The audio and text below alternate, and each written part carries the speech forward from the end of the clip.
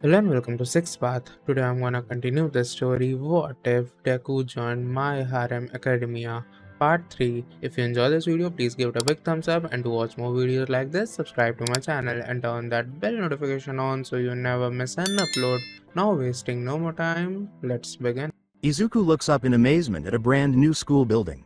It's unbelievable that UA constructed new residence halls in just 3 days and called them Heights Alliance. His father was away overseas for work at the time, so he reflected on the teachers' parents' meeting and how difficult it was to persuade his mother to let him continue in heroic courses. Hisashi was relieved that his son was safe, for the most part, when he saw his father in the hospital.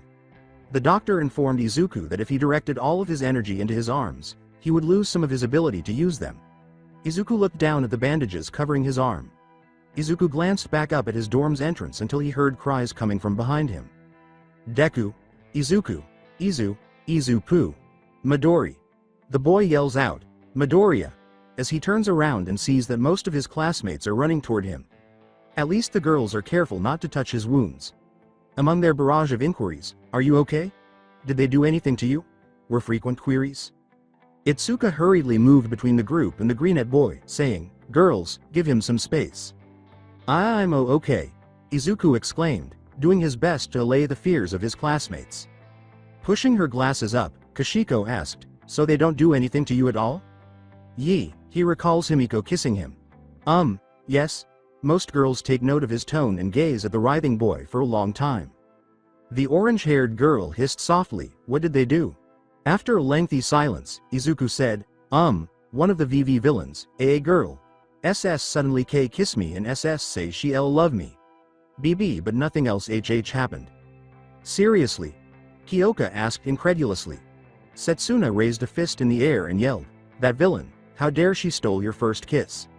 Izuku said softly and lamely, TTT that was NN not my FF first kiss, and nearly everyone turned to stare at him, blinking quickly. Before anyone can say anything, Yu and Shino appear. With a kind smile, Shino said, "Hello everyone. First thing, Class 1A. We couldn't be more glad that you're all safe and sound, back together again once again." To shift the conversation, Kami said, "Looks like everyone got permission, huh?" Toru sighed, "I had to fight tooth and nail for it." With her index finger, Kyoka lightly scratched her cheek and said, "That's what you'd expect, normally." Habuko remarked, "You two were directly affected by the gas." Suyu said, "We're glad you're okay too, sensei." Ochako nodded in agreement. "Yeah, a lot happened." The teacher sighed and nodded before clapping her hands together and grinning. "Now then, I'm going to be giving you all a brief explanation of how the dorms will work. Let's go inside." Shino gestured to the dorm, and the students went inside. Nobody noticed that Shino had used her quirk to give a few specific girls a little reprimand and warning, telling them that they were fortunate not to be expelled and not to do it again. As soon as they entered the dorm lobby and the students gazed around in wonder, Yu sighed, her hands on her hip. Each class get their own dorms. The first floor is co-ed space. The mess hall, baths, laundry and etc. are here. Mina enthusiastically pumped her fists, exclaiming, "Oh my god, look, a sofa. So much space, and it's so nice." "Big-ass television," Toru exclaimed, gesturing toward a sizable flat-screen TV. Whistling outside, Kami exclaimed, "Yo, there's a courtyard." Ochako nearly faints when he says, "I'm in a mansion, a palace." "Yu Uraraka," Izuku exclaimed, a little alarmed. "Did I hear that right?" Shoko murmured, "The baths and laundry are co-ed?" As she led the class to the elevator to ascend a floor, Shino smiled and said, "They're gender segregated so don't worry. The dorms are located on the second floor up. Each of those floors has 4 rooms, for a total of 5 floors." She opened an empty room and said, "Each individual room, meanwhile, is outfitted with air conditioning, a toilet, a fridge, and a closet. It's pretty luxurious." "There's even a veranda," exclaimed the boy with the bushy hair. Momo cupped her chin and hummed, "The closet is about the same size as the one at my estate." The gravity girl nearly fainted once more and said, "I'm in Apalachi." Yu grunted, "The rooms will be laid out as we saw fit. All of the luggage we had you send us beforehand should be in your respective rooms. Oh, and Midoriya Brad gets his own private bathroom in his room for obvious reason." She had to look at some girls with a deadpan expression as they avoided eye contact, ending their chance of rom-com accidents. "For the time being, go get all your stuff set in your rooms. Shino chuckled lightly. I'll explain what we'll be doing next tomorrow. You are dismissed. The class exclaimed, "Hi, sensei," before dividing up to begin unpacking and arranging their rooms. When the teenagers gathered in the common room, it was already dark and they had finished most of their unpacking. With a toothy smile, Setsuna sits on the armrest of the sofa next to Izuku and says, "You know the way things got to this might have been rough, but..." She looks at several of her roommates and says, "I'm really stoked we're all gonna live so close by." "Yes, community living," Kashiko replied. "We can get a little closer and building up our connections with each other." When Mina arrived with a few more girls, she asked, "Hey everybody, you finished setting up your rooms yet?" With a nod, Kami raised her hand and said, "Yeah, we're just chilling now." The pink girl smiled mischievously and said, "Sue, like, we were just talking, and it's only a suggestion, but why don't we have a competition to show off our rooms?" Almost everyone turned to look at her in silence for a few seconds before Izuku abruptly got up from the sofa and fled. But some girls anticipated this and fled before him. Izuku yelled, "What? Wait, no, please, don't," as he arrived at his room and attempted to lock it, but it was too late when everyone entered. "It's nothing but All Might," Ochako exclaimed, clapping her hands in utter amazement as the girls surveyed the only boy's room. The theme of All Might permeates every inch of the space, from action figures to posters, and even his bed. Additionally, his All Might hairstyle protrudes from the top of his blue and yellow computer. "Oh, not everything." Suyu pointed out a few posters featuring Ryukyu and Gang Orca, as well as a couple of action figures of Ryukyu and a stuffed animal of Gang Orca. One or two random heroes are featured, and there is a strange, rudimentary plush in the shape of a black dragon that looks like a poorly made stuffed animal with one orange button eye hanging down. Itsuka snorted with laughter. "You should have seen his room at home. It has more than what he have here." Yui said without explanation, "Hardcore otaku." Izuku looked too embarrassed, so Kaoruko patted his back and said, "Don't look too down." She laughed lightly and said, "Everyone may will crash the other rooms." As the group forced their way into Kaoruko's room for the first time, Kami pointed out, "Yo, your room is next door, right?" The blue-skinned girl only smiled for a few seconds before running out with an alert expression, only to be caught in Mina's and the attractive blonde's grasps. "Wow, it's so normal," Setsuna exclaimed. With a computer, a small low table, a few picture frames, perfume bottles, a blue blanket cover, frilly pillows, and a few stuffed animals, Kaoruko's room was fairly typical. A few unopened boxes were positioned close to the drawers and closet. Kami concurred, saying, "I can see next door girl vibes here." Toru pointed to her arms and exclaimed, "It's so normal, it's amazing." "So this is what normal looks like," Ochako smiled and said bluntly. Unpacking wasn't finished, so Kaoruko mumbled, "I'm sorry for having a dull plain room." The girl who could not be seen said, "Who else have rooms on this floor?" Reiko raised her hand and said, "Me and Pony." Shoko had looked at the floor plans in advance to determine where Izuku lived, and she said, "The other side is empty by the way." Since there are only elevators and first-floor stairs to the other side, it will be difficult for her to enter her future husband's room covertly. Perhaps she will invite him to her room under the pretense of a study session? Mina enthusiastically pumped her fist, saying, "Let's see who gets the #1 interior design sense in the class. Let's go check Unagi's room out next." Kami gave a thumbs up. I'm all for it," she said. "What?" Kyoka asked, looking surprised. "Sweating," Izuku exclaimed. "Really? It's okay." "Really? Maybe I'll go back to my room and..." Then Setsuna and Toru pulled him into the girls' rooms by locking their arms around his. Wait. Pony exclaimed, "Wow, so dark." Reiko's room was extremely dark due to a blackout curtain and a sizable bookcase containing horror films and tales.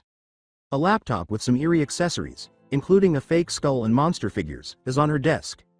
Her bed seems to be completely black, with a number of pillows and eerie dolls. So spooky. The pink-skinned girl whistled at the horror movie posters, realizing that there weren't many from the pre-Quirk era.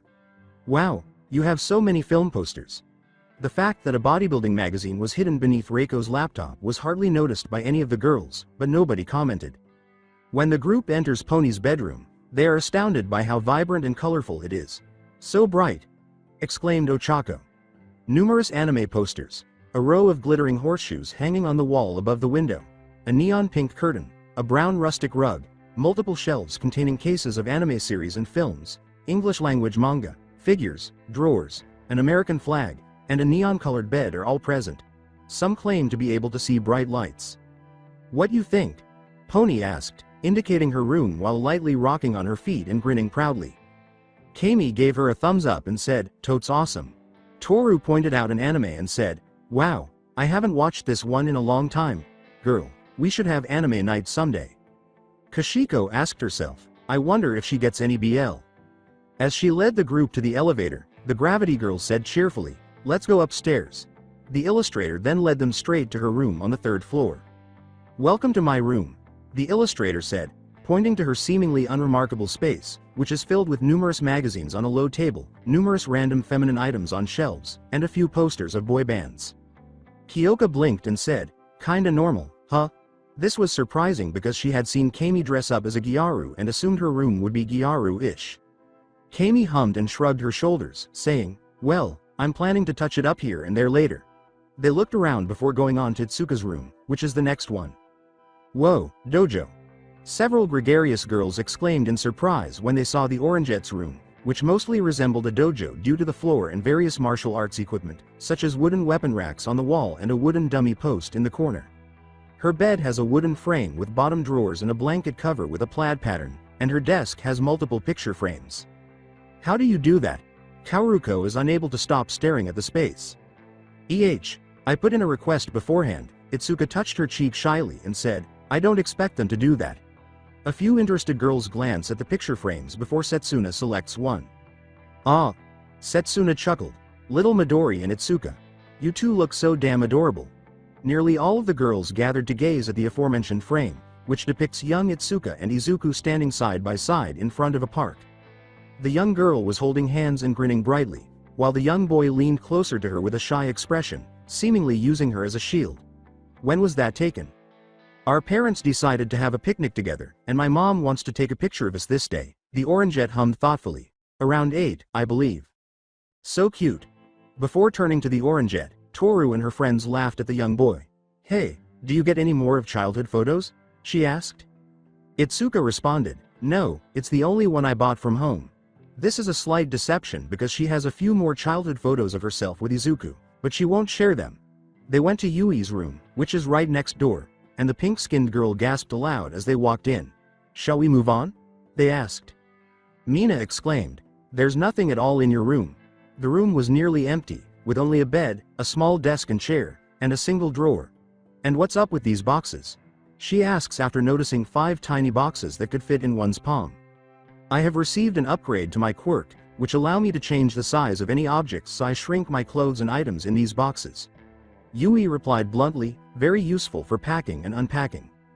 The acid user grimaced at the thought of the terrible camp trip, saying, "Oh right, some of you girls' quirks have evolved at this time. Anyway, why don't you unpack them?" Before they chose to go to Abara's room next, a few girls shivered at the expressionless girl when she said, "Mood." When Kami noticed that the girl in question had not been with them the entire time, she asked, "Hey, where's Bakugo at?" "On the way."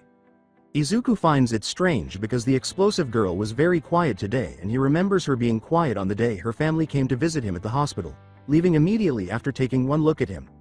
Habuko responded, "I heard her saying she's going to bed because it's stupid." The boy with the bushy hair acknowledged that he worries about her. Abara led her guests into her room, and some were unsurprised to see a Christian cross on the wall above her bed, a Bible on her desk, and a few Christian paintings hanging on 3 of her walls. "I apologize if there is nothing interesting in my room." On her balcony, there is a small potted tree with a small vegetable sill, along with some plants, Christian statues, and flower vases on shelves. Few people agreed with Kyoka as she twirled her earjack around, saying, "So religious. It looks pretty nice, anyway." A few girls comment on her flowers and plants before going to the 4th floor because they can't visit another room on the opposite side until they return to the 1st floor, so the vine-haired girl nodded and said, "Thank you." The Gravity Girl said, "Who's on this side of the 4th floor?" When the elevator stopped at the 4th floor, Kashiko hurried into her room and locked it with a loud click. "Bakugo, Tokage, Komori and me." "Wah." Mina ran up to the censor girl's door then rattled the doorknob while pounding, "Open up, let us in, get out." "There is no way in the world I'll let them in and see my BL collection and works," the white-haired girl on the other side of the door said, simply pressing her back against the door and gazing at her bookshelves. "Meh, come and see my room." Setsuna opened her door and waved the group over, shrugging her shoulders lightly. The room had a themed bed, several dinosaur figures, green drawers, and a shelf. Almost at once, everyone noticed a tank on her desk that contained 2 lizards that were illuminated by hot light. "You own a pet?" One of the lizards has light green scales, while the others have brown and black scales. Pony gasped, and some people approached to look at them. With a lopsided smile and fists on her hip, the greenette girl said, "Yeah, got permission from Teach. The green one's Raptor and the other one's Rex."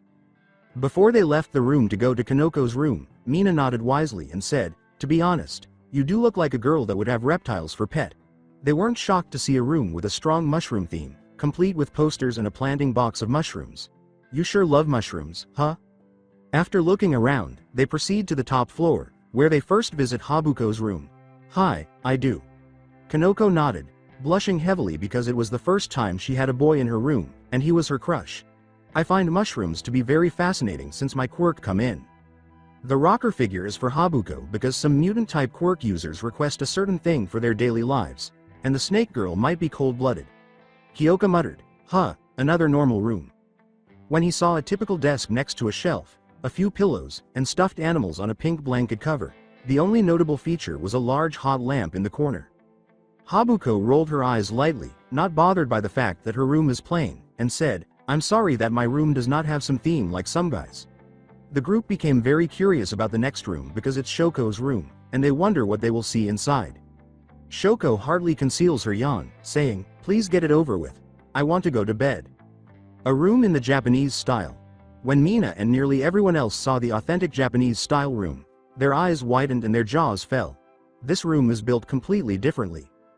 Before glancing down at the mats, the girl with 2 hairs responded, "My house was Japanese style, so the flooring won't set in, though." "Why should anyone care? How in the world did you remodel your entire room the day you moved in?" Kami exclaimed. Shoko calmly remarked, "I tried my best." "What is this girl?" let out the illustrator's breath. Toru sighed and then raised her fist in the air, saying, "Okay. Go back to the first floor and go up on the other side. She's definitely going somewhere." After returning to the elevator, the group descends to the first floor and uses a second elevator to go to the 3rd floor on the opposite side. "It's a little embarrassing, but," Kyoka said, looking nervously over her shoulder at the group before opening the door fully to reveal her room, which was filled with checkerboards, a lot of musical instruments, sounders, and a couple rocker posters. "I didn't realize how musical it was," Kami called out to the rocker, who had her hands over her humiliating face. "You really are a rocker girl, Jiro." Impressed, the invisible girl whistled. "Are you able to play them all?" Ochako gestured toward the drum set. Before power walking out with her hands stabbed into her pockets, the rock star awkwardly pushed her jacks together and said, "Well, just the basics. Next. My turn comes next." Excitingly, Toru hopped, "The Hagakure room. What did you think?" she said, opening the door and jumping inside to indicate her room. As the group moved to the next floor, Mina showed them into her room, and Setsuna remarked, "Now that is a normal girl's room." The room appeared so simple, yet it had a certain feminine charm. "Ta-da!" Mine smiled, "Isn't it adorable?" Before they proceed to the Gravity Girl's room, everyone looks at her room blankly. It looks like the 80s have just puked in this disorganized space. Ochako rubbed her head sheepishly and said, "I'm sorry, it's so bland." Her room is empty except for an old television and a fan. Izuku whispered, "And next is a Asui, right?" as the group made their way back to the elevator for the top floor. The girl in question corrected him, saying, "Suyu." Sorry, Suyu." He stammered as the group approached her door and she opened it. Suyu's room is quite simple, with a bed with a black and green pattern, a shelf with books, and a set with a frog theme. The Gravity Girl remarked, "Wow, it's cute, so like you." Other people have made remarks along those lines. Before they left the room, Suyu said, "Thank you." "All right, Yao Momo, you're the last one." Kami uttered those words. "Actually," Momo said as she opened her door, blushing slightly in embarrassment. "Well, you see, I made a bit of an error in my calculations. Compared to all of your rooms, which are overflowing with creativity, my room got a tad cramped." The group entered her room and then froze in place. "It's enormous. And cramped," Setsuna said, her mouth falling open. "What took place?" With a sheepish expression, the creator said, "I never imagined the room would be so narrow. It's all furniture I'm used to." The majority of people gaze at her and say, she's a rich girl, all right. All right, did everyone cast a ballot? Remember, no voting for your own room. Mina told the group in the common area. She shoved her hand inside the ballot box, and now, it's time to reveal the winner of the first annual Ruler of All Rooms contest, excluding Bakugo and Sakigai. After tallying the votes, she said, 11 votes in all.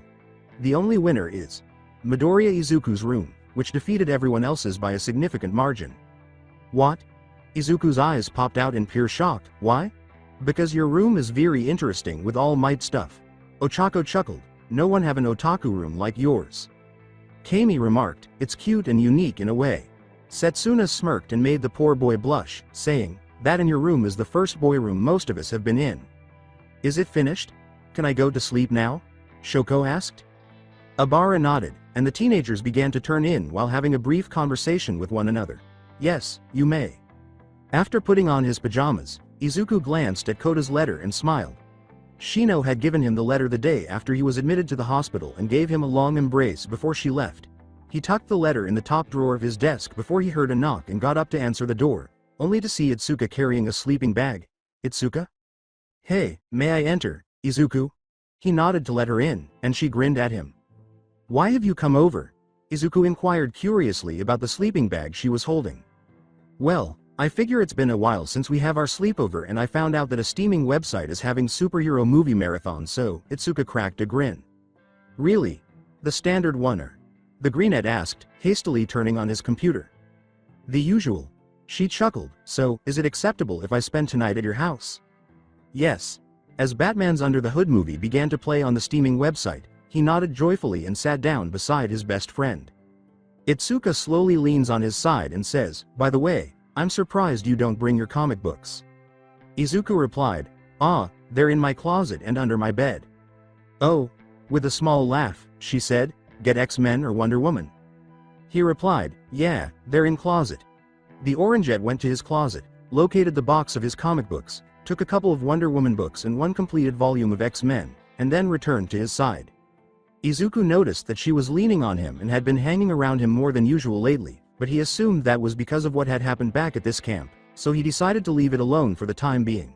At the moment, the best friends are enjoying their little sleepover. Shino smiled at her students the following day before clearing her throat and saying, as I told you all yesterday, our first priority is to acquire provisional licenses. She took a moment to get confirmation from the students that hero licenses are a serious responsibility. The issues of life and death directly affect them. As a result, the qualifying exam is extremely challenging.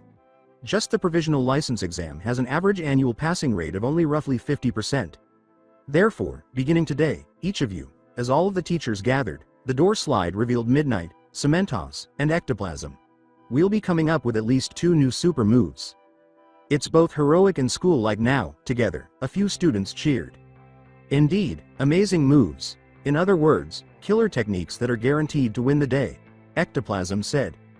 Cementos raised his index finger and said, and any such technique that's truly one with you admits no imitation. The meaning of battle lies in how far you can push your unique skills. And your symbol is your moves. In this day and age, if you're a pro hero without any super moves, you're an endangered species, Midnight said, grinning. We'll tell you all the details alongside some demonstrations. Shino grinned. Go change into your costumes and assemble at Gamma Gym. TDL stands for Training and Dining Land. This is my personal facility. I can fashion whatever terrain or objects I believe best suit each individual student. The cement hero said, kneeling down to form cement shapes out of the ground, and the students appeared somewhat alarmed and perplexed by the moniker Gamma Gym. That's where the dining part of the name comes from. May I pose a query? What can be regarded as a super move, and how does it assist us with provisional licenses? Kashiko held up her hand. They are required because it is the duty of a hero to save people from all types of danger, whether they are caused by criminals or accidents, natural or man-made disasters. Shino clarified, adding that the license exam will assess your ability. Since the exam's contents vary annually, it will assess your proficiency in a number of areas, including insight, agility, judgment, and fighting prowess, in addition to other standards like charm, communication, and leadership. Midnight picked it up and said, but within that paradigm, the item that will receive far and away the most emphasis for upcoming heroes is fighting prowess. Before that, you won't have any reason to worry. just remember that having battle moves has a big impact on your chances of passing.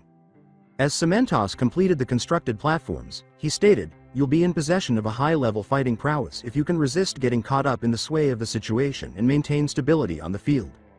Ectoplasm hummed, "And there's no reason our super move has to be offensive in nature." Some students remembered the boy's move at the sport festival, saying, "A temporary extreme speed boost is a threat in itself, and as such is worthy enough for the title of super move." For example, Ida's Recipro burst. Kami pounded her palm with her fist and said, "Oh, I get it.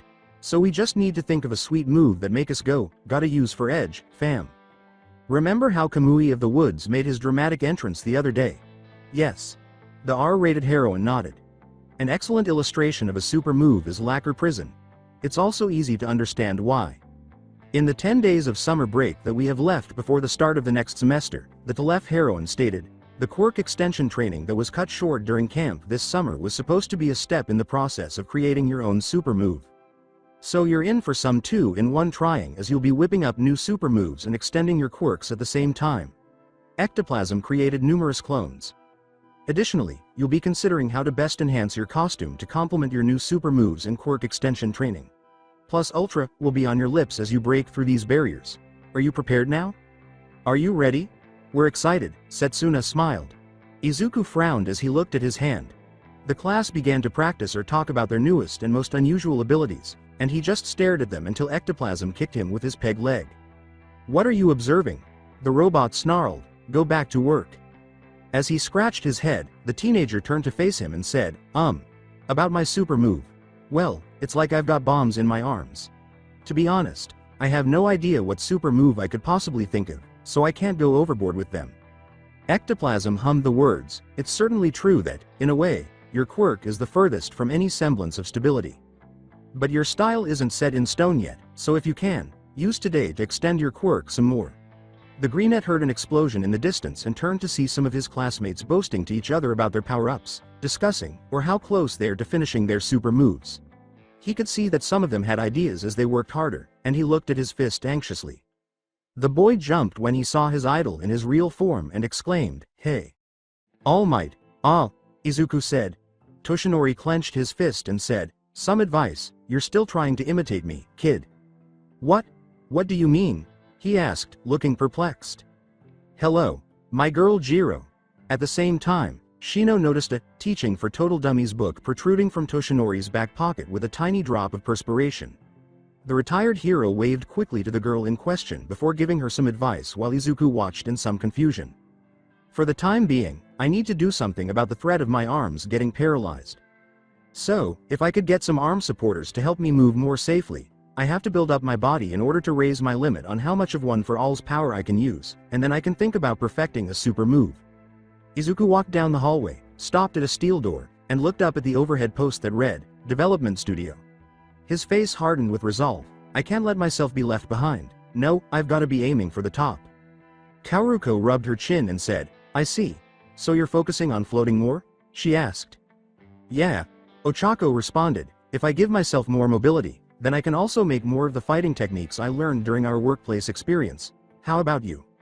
A tiny bubble bursts as the blue-skinned girl says, "Well, I want to increase the size and numbers of bubbles." The gravity girl was about to say something when she noticed Izuku at the steel door. "So I'm going to the development studio to see if anyone can build me a support gear or give me a better idea." The joyous gravity girl exclaimed, "Ah, hey, Deku. And just when I thought you might not be here. Are you here to upgrade your costume, too?" she said. The bush-haired boy answered, "Oh, hi, Urara," before the steel door exploded on him, causing the smoke to burst out and both girls' eyes to widen. "Don't just throw together whatever pops into your head so willy-nilly," Powerloader said, waving the smoke away with coughs. "Foo-foo-foo-foo, but failure is the mother of invention, Powerloader sensei." A tone cracked up when the gravity girl realized it. A man named Thomas Edison once said, "Just because something doesn't do what you planned it to do doesn't mean it's useless." As the smokescreen cleared to show Mei on top of Izuku, the supporter teacher snarled, "That's not the problem. Could you listen to me for once, please, Hatsume?" With a broad smile, Mei tilts her head at the Greenette and says, "White, you're that kid from back then." She unintentionally shows him the valley of her cleavage because of her low-cut tank top. Izuku quickly turned his trembling eyes away from the ceiling with a humorously scared expression, saying, "Boo. Buys." Ochako gaped as he inadvertently completed the greenette's thought. As the other girls helped Izuku up, the pinkette jumped off him on her feet and said, "Really sorry about the sudden kaboom. It's been a while, hasn't it? You're the heroic department kid. I forget all of your names." "It's M. Midoriya Izuku." Ochako stared at him blankly as the greenette attempted to quiet his racing heartbeat. "I'm Iwata Kaoruko." The bubble girl looked anxiously at her male classmate. "And that is Uraraka Ochako." Mei turned back to her studio and said, "Ah, I get ya, all right. Well, I'm busy developing my babies, so bye." Wait. Izuku came with her. I kind of wanted a few words FF from Powerloader SS Sensei regarding the CC costume upgrade thing." The pinkette's head turned to them, grinning broadly. "Did you say costume upgrade?" "I'm listening," she said. He glared at her, saying, "But if you go on wrecking the place at this rate, I won't be afraid to ban you." Powerloader bellowed, "Hatsume, now that you're living on the campus, you're allowed to spend your time at the studio." He turned to face the students and said, "I heard from Eraserhead. You must be here to tweak your costume for your new super moves." He waved them in, saying, "Well, get in." Izuku exclaimed, "Wow." As soon as the students entered the studio. "Reminds me of a secret base." He was reminded of secret bases from his comic books and TV shows. "All right, now show me your costumes manual." The teacher who was supporting said, "You've got it inside the case it came in, don't you?" "Come on, I've got a license for this.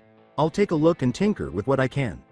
For small-scale upgrades or repairs I can just report how I altered the costume to the design agency after the fact, but for larger-scale upgrade, you need to write an application to the agency. Then once the government examines it and approve it, you can come back here to fetch it. Albeit, the agency I'm with is so first-rate that it'll come back within 3 days most of the time." The greenette stroked his shoulder and said, I was wondering if there was any way I could decrease the load on the ligaments in my arms? Is anything like that possible?" Powerloader nodded as he typed into the computer. That's right. Your style uses your fists and fingers, if I recall correctly. It's possible, all right. It will take a moment's tinkering and it'll be done in no time." "All right, Deku," Ochako declared with a joyful fist pump. "Yeah." Izuku nodded, then froze when Mei's hands felt up his body from behind. Mei smiled and said, I see. Wah," the gravity girl said, glaring at the pinkette overshadowed eyes. "What are you doing, Hatsume?" Kaoruko felt something stirring inside of her, but she pushed it away. The flushed greenette let out a silent cry, "Fufufu, have I got just the thing for a body like yours?" Before Izuku knew it, he was made to wear a heavy armored bodysuit.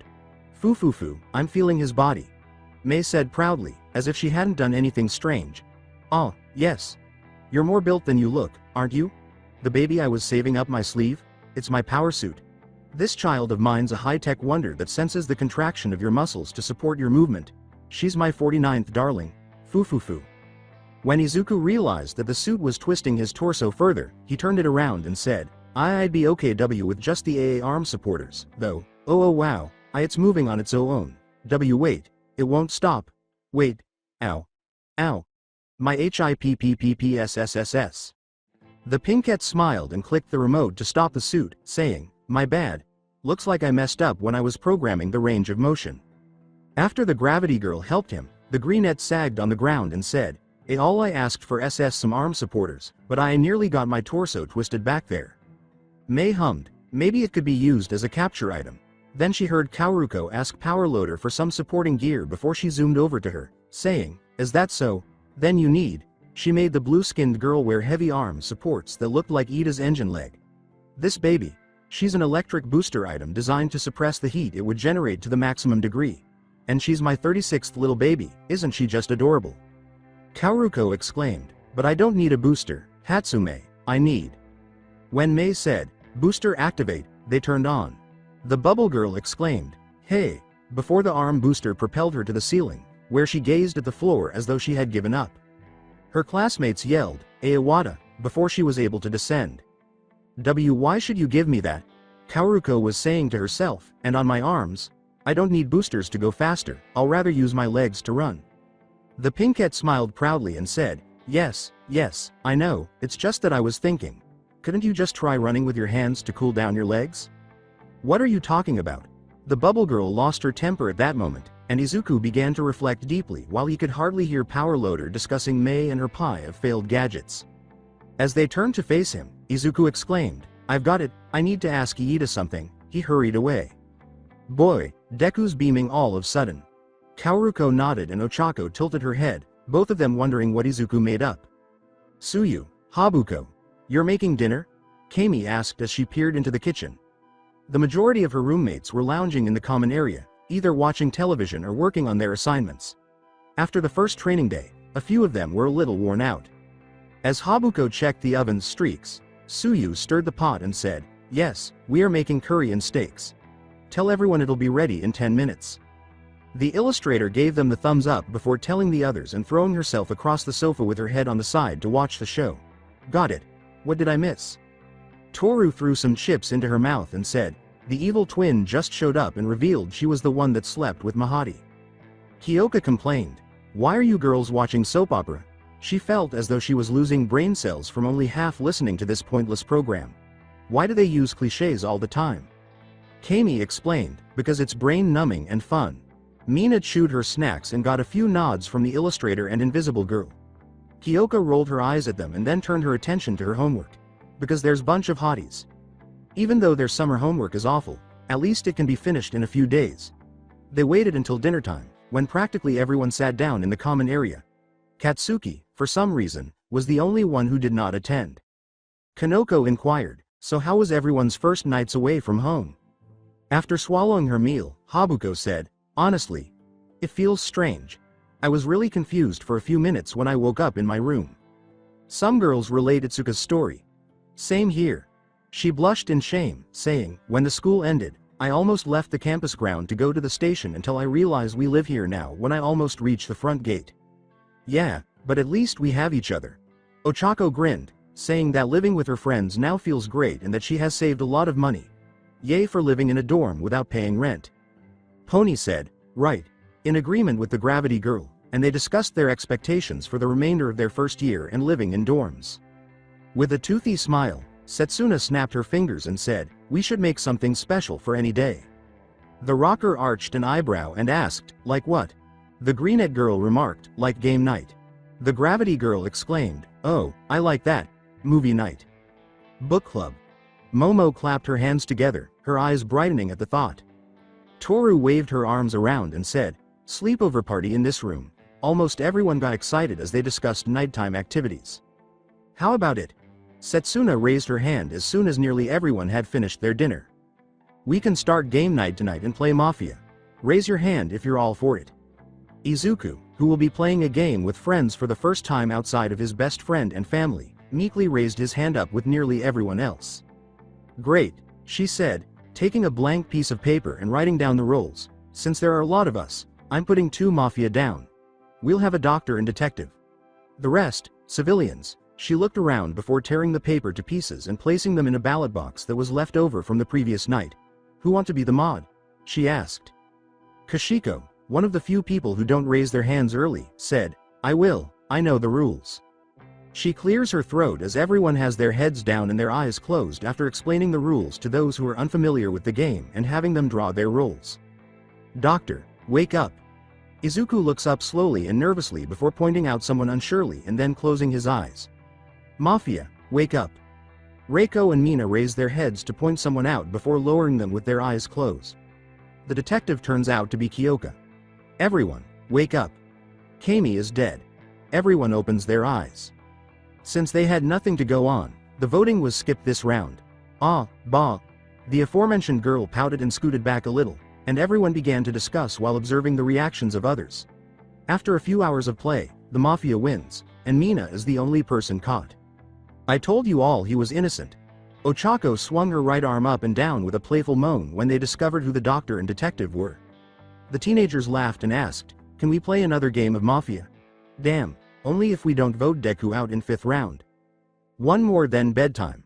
Momo replied, "We have training tomorrow, remember?" Before they played another game, Toru teased, "You heard Mom. One more game before bedtime." Almost everyone laughed as the wealthy girl blushed shamefully. Izuku was asleep in his bedroom when he was awakened by the ringtone on his phone.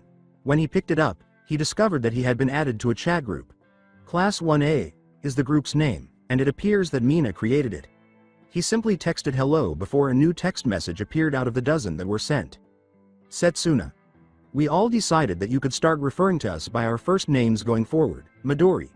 If you attempt to use our last name, we will correct you. As Izuku fumbled with his phone and quickly texted, he cried out in shock, wait, what? He tried his hardest to change that, but it was useless, so he had no choice but to give up and accept it. Izuku. Since it's late, I'm going back to bed. With a resigned sigh, the greenette put his phone down and went back to sleep, not bothering to check it every time a new text message appeared. Mina. I would like to rename Midori Cinnamon Bun. Do you agree or disagree? He won't know until he wakes up and tries to change his nickname in a humorous way, even though he doesn't have admin power, because Mina's text was followed by several responses. Izuku checked himself out on the 4th day of training at Gamma Gym as the students were gradually perfecting their super moves or trying out some of their costume upgrades. Kami saw some changes and said, Hey, Izuku, you changed your costume?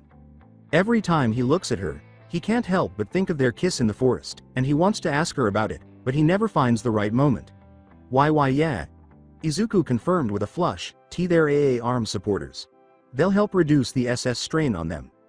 The illustrator gave him a thumbs up, saying, still plain looking but I dig it because it's Totsu. The bush-haired boy rubbed his outfit and said, TT thank you. His mother had worked very hard on it, so he doesn't want to change it much. Before he hears a boom and looks up to see that Katsuki has created a new move that focuses on a single point, leaving a medium hole through a thick cement wall, he looks around at his classmates, a few of whom are showing off a super move to midnight. Toshinori was unaware that he was in danger until Katsuki and Aizawa, who had stopped by to see how the students were doing, shouted out the warning as the wall began to collapse and a sizable chunk fell toward him. Izuku leaps into action, kicks the chunk to destruction, and lands on the ground. I'll just use my legs if my arms are an issue. Izuku is a little pleased with his shooting technique. As though he could read his successor's thoughts, Toshinori smiled and said, correct answer. Izuku turned to his idol and exclaimed, All Might, are you okay? Yep. The slender blonde smiled once more. Holy crap, that was one destructive power. Setsuna jogged up to them with a few girls, saying, Midori, that you? Itsuka entered, you switched up your style. The greenette raised his foot to reveal his soul and said, the destructive power is thanks to these souls Hatsume came up with. And I changed my style by observing how Ida moves his body. He recalled asking Ida if he could watch him train the other day and said, all I've really done is determined what direction I'll be going now, and this skill's still only hot off the forge, so it's nothing I could call a super move just yet, but... Izuku was perplexed by Toshinori's statement, that's all right, because that skill is probably more than just hot off the forge. For the provisional license exam, that is. Aizawa went up to the blonde man and said, All Might, don't get too close, it's dangerous here. The violent girl stood sneering over the cliff and Toshinori said, but I'm heading out anyway. Before turning to face Katsuki and saying, sorry about that, Bakugo my girl. As she detonated a massive explosive, Katsuki stomped back, watch your damn self, All Might. With bright eyes, Izuku turned to face his classmates and exclaimed, never mind that, everyone's upgraded their C costumes, too. She pointed to her scaly bodysuit with mask and said, oh, you noticed? Since my quirk has evolved, it was time to overhaul my outfit and the support department made it with my cells. She removed her right arm, which was floating in midair, and the bush-haired boy was impressed to see that her costume also split off. My outfit now can regenerate or mend together along with my quirk.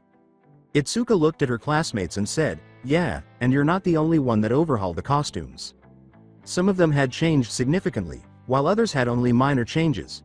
She turns back to see that her best friend has gone off in his long mumbling. It has been a while since he does that.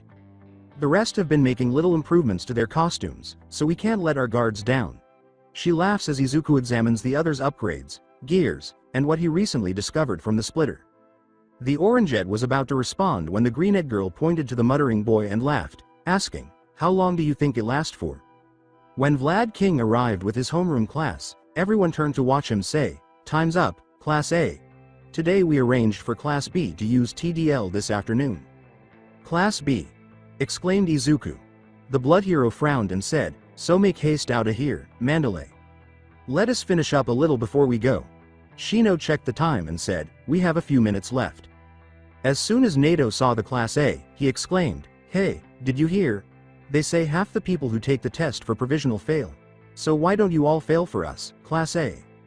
Habuko looked at the angry copycat strangely and asked, "What's up with this guy?"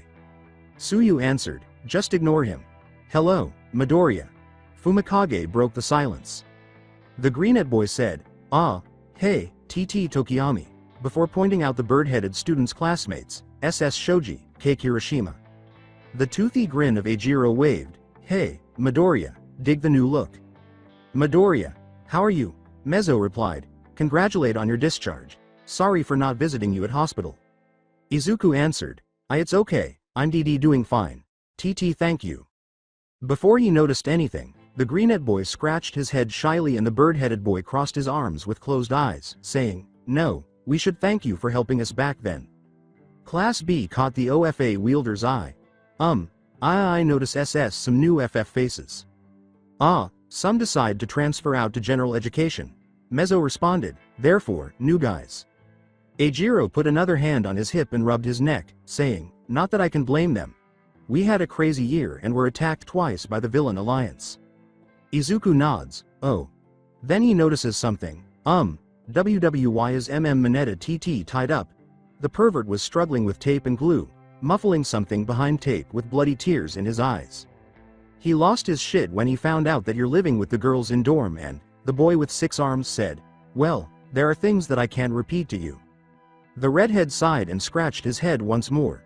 "He was attempting to run and storm into your dorm and we tied him down numerous times. Vlad-sensei had to stop him by threatening to expel him."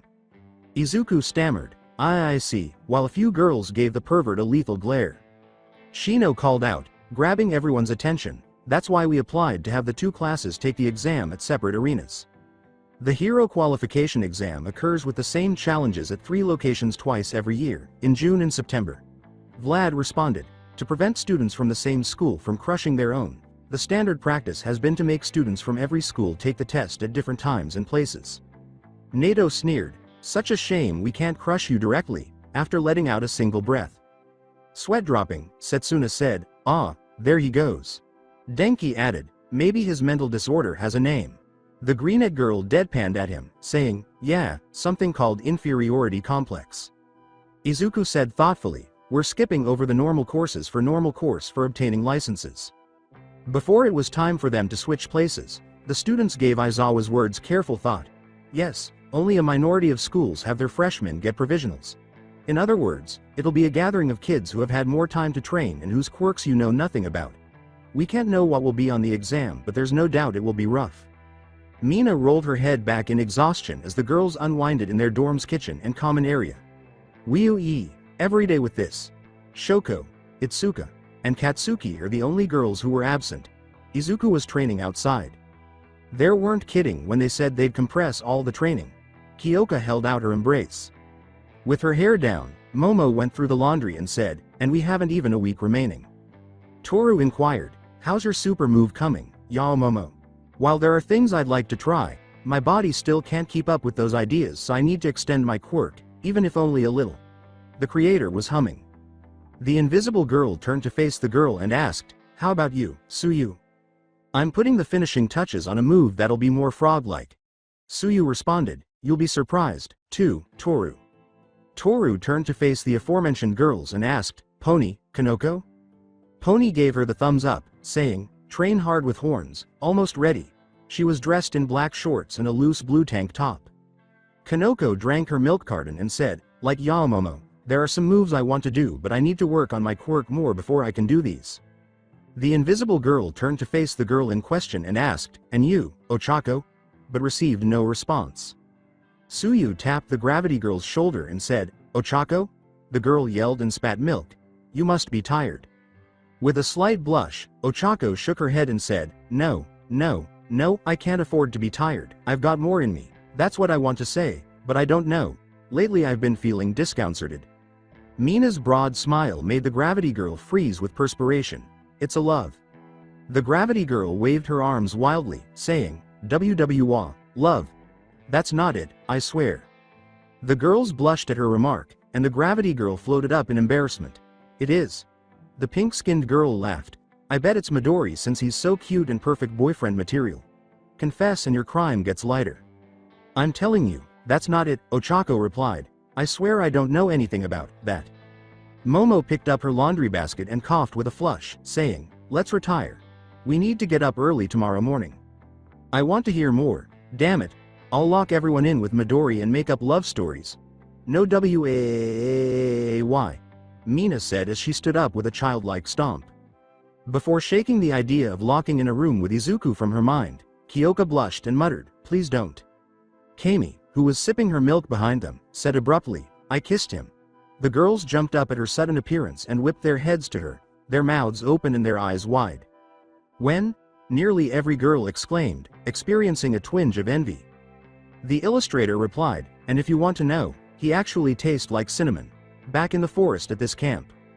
Kashiko questioned, are you too? Before giving them a playful yet sly grin, Kami sighed. Nope, never get a chance to confess when everything went down at this time. However, I'm ahead of you all. She skipped off, and everyone stared at her back before a single thought crossed nearly everyone's minds at once. It's on now. Izuku sneezes while kicking outside for no apparent reason, and he decides to stop practicing for the time being to avoid getting cold. Get off, everyone, we're here, Shino said as the bus pulled up in front of the stadium. That is one of the exam arenas, the Nation Stadium in Takoba. As she tried to take a deep breath, Kyoka said, I'm getting so nervous, as she and the others got off the bus. Looking around in wonder and anxiety, Izuku asked, we're doing it in Takoba? Kaoruko moistened her parched lips and said, I hope I can get it. Remember, if you can just pass this exam and obtain your provisional license, then you will cease to be mere kittens and grow into cats, Shino nodded. Into semi-pros. So give it your all. Mina jumped, awesome, come on everyone, let's go become cats. Let's hit out of the park like always. Say with me now, nobody noticed a new guy appear behind them, so they said, plus. Ultra. They turned to see a tall, heavy boy wearing a hat and a school uniform. The class turned to look at a small group of people wearing similar uniforms and hats to this boy. Don't go crashing the circles of outsiders without invitation, Inasa. Inasa smiled and said, you're right, before throwing his back out and slamming his head into the ground in a deep bow. Please accept my sincerest apologies. His forehead hitting the cement made almost everyone jump. Setsuna exclaimed in confusion, what's up with this guy? He's totally the type who just get through everything by being intensely chipper. In response, the East's got UA, Katsuki murmured, and the West's got Shiketsu. Of the many departments of heroics in all the high schools out there, the one rival school that poses an obstacle for UA, Shiketsu Academy. As his forehead bled, Inasa exclaimed, I've always wanted to say at least once, plus Ultra, I love UA Academy. It's such a pleasure, the highest honor, to be able to compete against UA. Shino recognized him and said, Yorashi Inasa. Toru inquired, do you know him, sensei? Talk about eager, huh? The girl with the pink skin asked, and everything he said sounded normal and good-natured. That kid, the homeroom instructor responded, he's no pushover. His name's Yorashi. At the end of the last school year, or in other words, when you were all applying for the entrance exam, he was selected as one of the recommended students but, for some reason, despite his top-of-the-line grades, he declined to enter UA. Really? Izuku exclaimed. But wait, that'd make him a freshman, right? Not to mention, to have the top qualification for the recommended spots, wouldn't that make him even stronger than Todoroki? The girl in question simply stood quietly. Habuko arched an eyebrow and said, I don't get it. He says he loves UA, but he tosses his chance at entering? As Mina muttered, so weird. Before she heard her professional name, Shino said, oh, he may be weird, but make note, he's the real deal. The heroine in question turned around and said, Mandalay, is that you? Before smiling as a smiling woman dressed like a pirate approached her. I saw ya on TV and at the sports festival and whatnot, but it's been forever since we bumped into each other like this. She's the heroine of Smiles, Miss Joke. Her quirk is called Peals of Laughter. She can use her quirk to dull the thoughts and deeds of anyone near her by forcing them to laugh their heads off. The way she dispatches with villains is really crazy, too. The Greenette boy said, gasping in recognition before he spoke excitedly. Miss Joke chuckled, have you found someone to get married and have wild time? Shino laughed and said, I'm essentially a single mother, so I'm afraid not.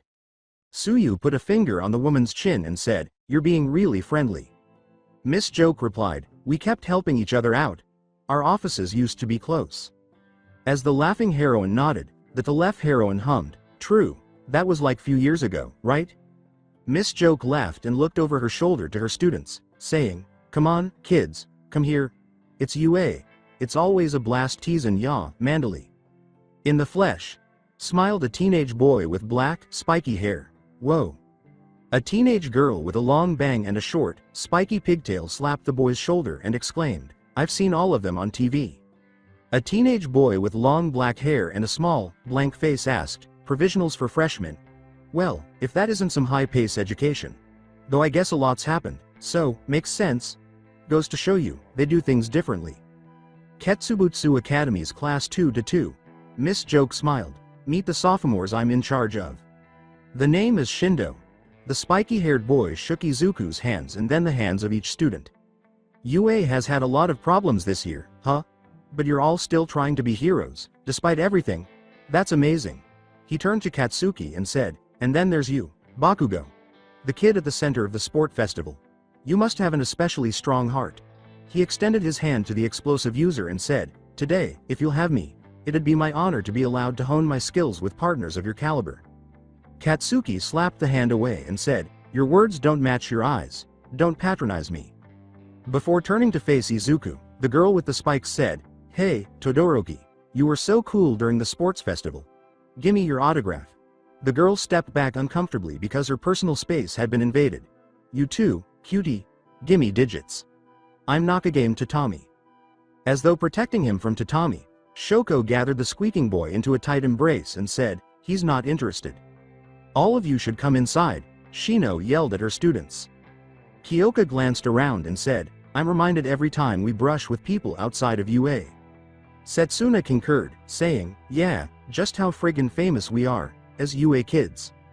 Miss Joke turned to Shino and said, "Tell them, Mandalay, did you not?" To her bewilderment, the left heroine grinned and said, "I don't have to, they'll surprise you." As the girl continued to cling to him, Izuku stammered, his face flushed, CC, can you let me go, SS Shoko?" Shoko said bluntly, "No, it's so crowded," Izuku exclaimed as he changed into his hero attire and found himself standing in a large, packed room. Ochako exclaimed, "So many kids," as he marveled at the sheer number of people. It seemed like there were thousands. Ehem. A sleepy man tapped the microphone few times. "Right, so, yes, let's begin the provisional license thing. Hello. My name is Mara, with the Public Safety and Heroics Committee, and my favorite kind of sleep is non-REM sleep. It's a pleasure. I've been so busy with work that I can't catch a wink." He slowly lowered his head on desk. "Not enough personnel. I want to sleep. And now that I have espoused our principles, I shall humbly explain how the exam will be conducted." The audience becomes worried for him. Gathered in attendance are precisely 1,540 examinees. You'll vying for victory all at once. In the present age, in our so-named, hero-storated society, there has been no shortage of voices raising doubt over the state of heroics since Stain's apprehension. But, well, if you ask me, regardless of their actual motives, telling people we're risking their lives out there to save people not to want anything in return, it's hard not to think that'd be a bit merciless, given the realities of the modern world. In any case, no matter whether it was for material gain or for the valor of it, at the end of the day they applied themselves diligently to rescue operations and villains cleanup. The time that elapses between a case materializing and its resolution has become very swift indeed. When you obtain your provisional licenses, you throw yourselves into that raging torrent. To be blunt, it will be very harsh on those who can't keep pace. As such, it's your speed that will be tested. Only the first 100 to clear the terms of the exam will make the cut. As those around them began to grumble, Habuko worriedly whispered, "Wait, did they change it?" "Well, a fair bit's happened in the world," Mara sighed, "so, those are the breaks. Do as you do." So, he raised the target gear. The terms of the exam are in these. Each examinee will receive 3 targets. You may place them on any part of your body, so long as they're always open and visible. So no soles of the feet or armpits. In addition, you'll carry 6 balls on your person. The targets are built to respond only to contact with the balls. If you're hit in all 3 places, you're out. If you hit somebody's 3rd target, you have defeated him or her. Victory is attained upon defeating 2 other contestants. And those are the rules. Setsuna hummed, "Huh, sound pretty tough." As a number of men approached carrying boxes, the drowsy man muttered, "All right. After that, we'll distribute the targets and balls. The exam will start 1 minute after everyone has spread out." Shoko looked up and asked, "After what happens?" Before they knew it, the room had collapsed, revealing a huge field with a variety of topography, from city to mountain. "I believe you all have types of terrain you like and dislike," Mara said. "Please do your best and capitalize on your skills." All this work out of consideration to open up the terrain like this, but it was ultimately pointless. I lost so much sleep over it. As everyone prepared, Izuku put on his target gears and said, "If only the fastest to defeat others pass the exam, then there won't be any infighting amongst schools. On the contrary, teaming up with comrades who know each other's power is the only way to win. Guys." He turned to his classmates and said, "Don't stray too far away from each other. Let's move as a group. You fuckers can pour each other's tea if you like, but this ain't a goddamn picnic." Katsuki fled the scene. Shoko jogged off in a different direction, saying, "The bigger the group I'm in, the less leeway I have to use my power. I'm out too." Shoko, stammered Izuku. "Let's go, Midori," Setsuna yelled. "We don't have time." With his classmates, the Greenette boy exclaimed, "I really don't like the idea of them going it alone," as they ran. "Why?" inquired Ochako. "Just think about it," Izuku replied. "Everybody knows what we can do.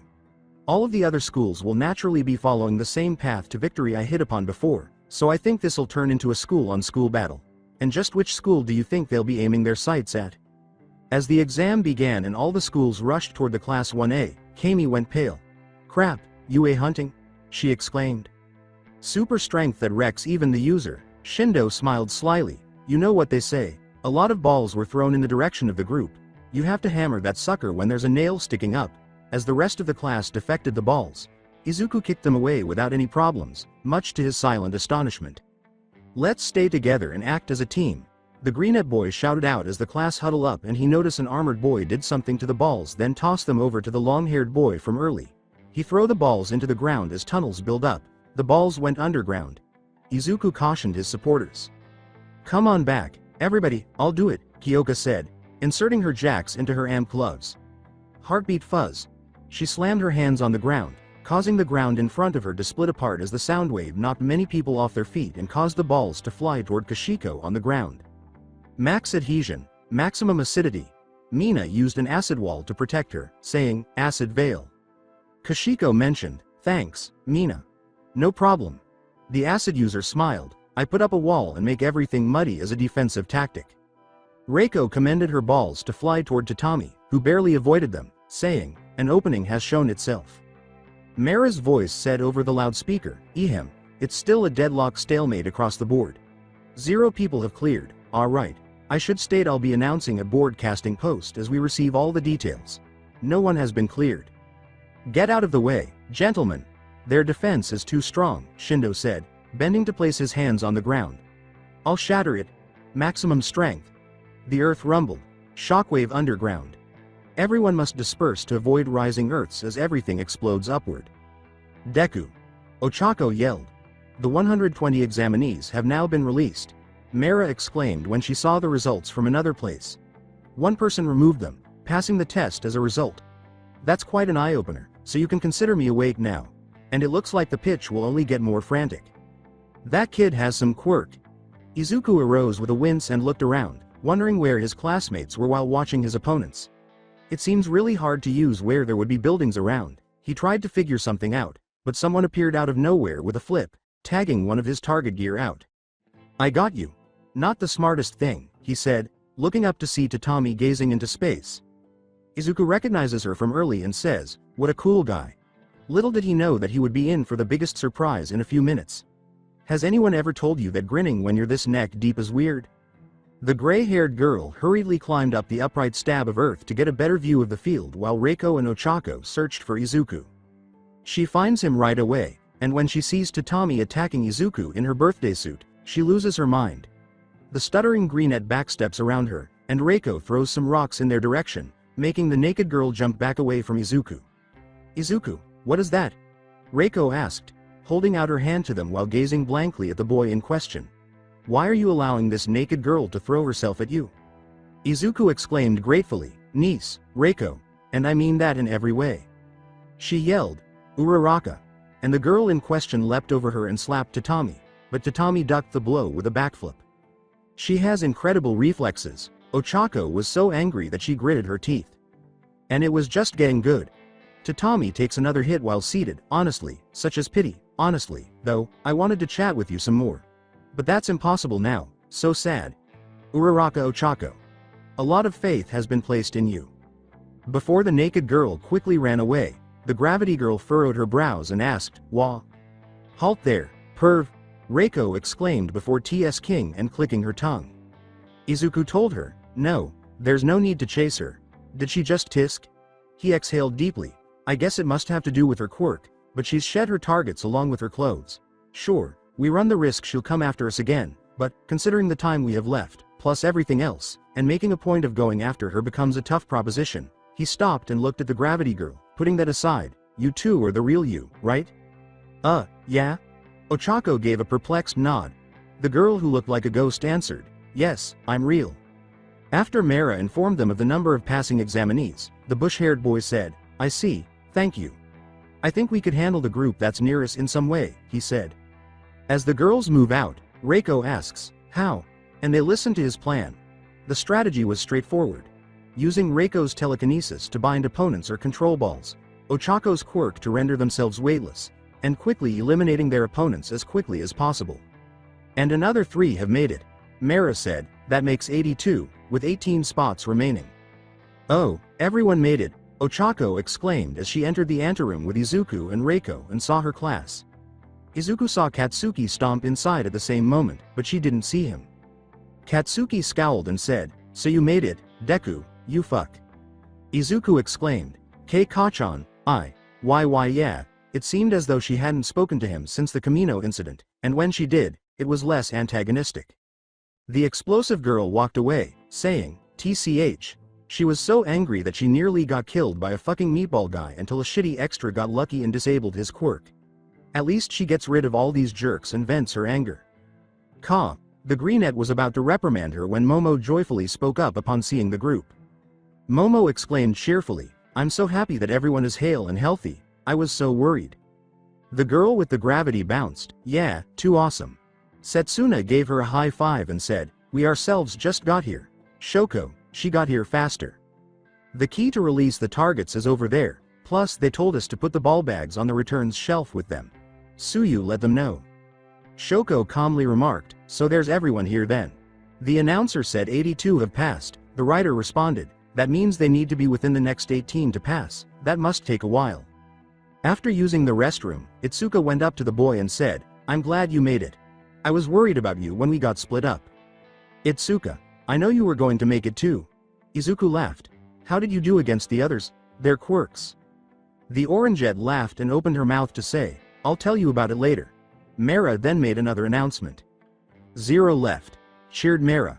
100 have made it. It's over. Woo-ee. It's over, and now, though it saddens us, we must usher the examinees who failed off the premises. Ochako and a few of her classmates cheered, all right, we made it through to the next phase. Woo-woo. Yui's voice was flat.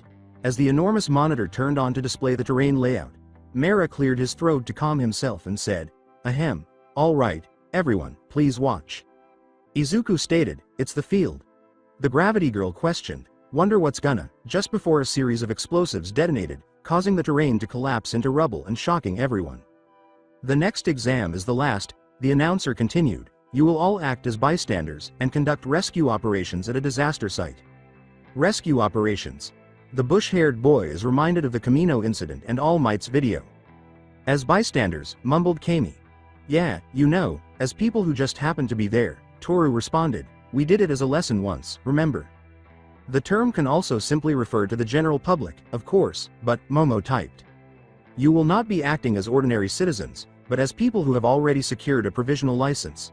Mera continued. This will be a test of your aptitude for rescue operations. Kaoruko noticed some people in the center of the disaster site and said, hey, there are people. Pony exclaimed, wah, old people, kids? Wah? They're all in very high demand for all sorts of drills as pros at needing rescue, said Mera. They're the staff of the Help Us Company, or HUC for short. Abara exhaled a breath of relief and asked, "Oh, so they're actors?"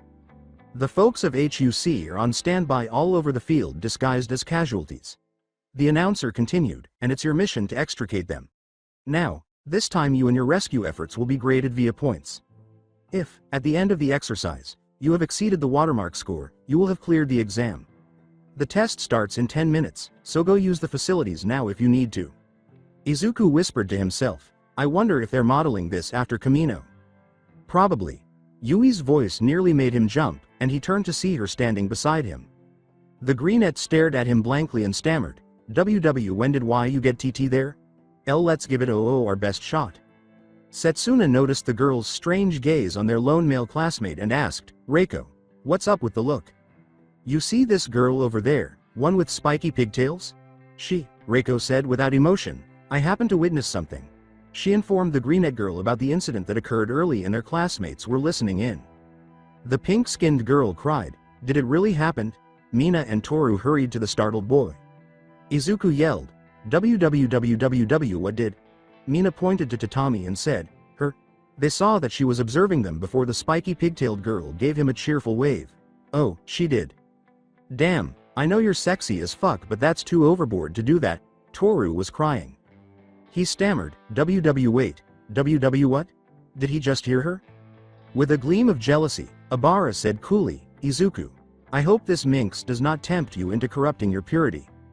The poor boy was so perplexed by the whole situation that he exclaimed, what are you talking about? Before he felt firm hands on his shoulders, he looked up to see Itsuka smiling sweetly but frighteningly. Itsuka? From now on, you do not leave my side until we leave this place. Itsuka continued to laugh, far away from this girl. Itsuka? Izuku never noticed Ochako's unsettling gaze, nor that of a few other girls, until he became frightened when they informed him that they had heard about a naked girl attacking him. A random examinee looked at the scene strangely and said, Look pretty lame guy if you ask me. Why are these chicks all over this plain guy?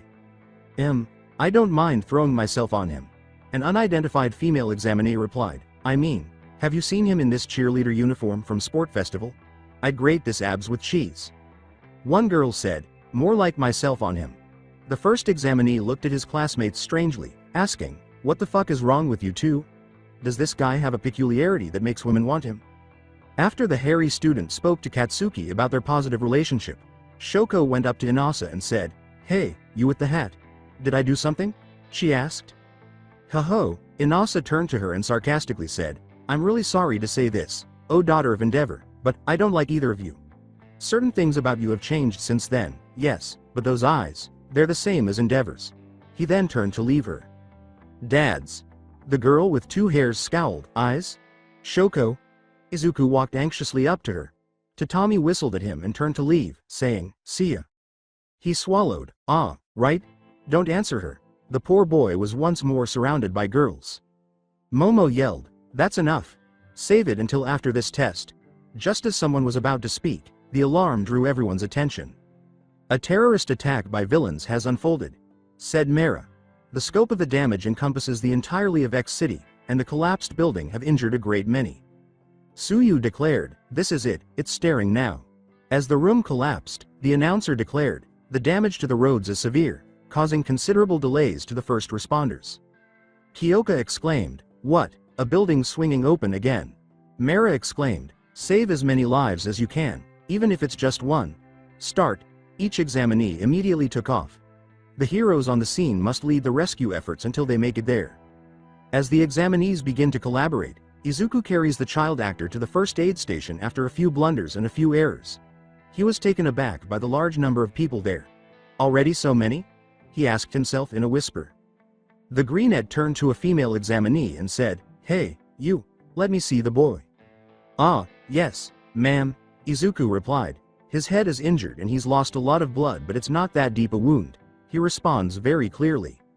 A few minutes later, there was a loud boom, and everyone turned to see a familiar face emerge through a wall that had been destroyed with sidekicks.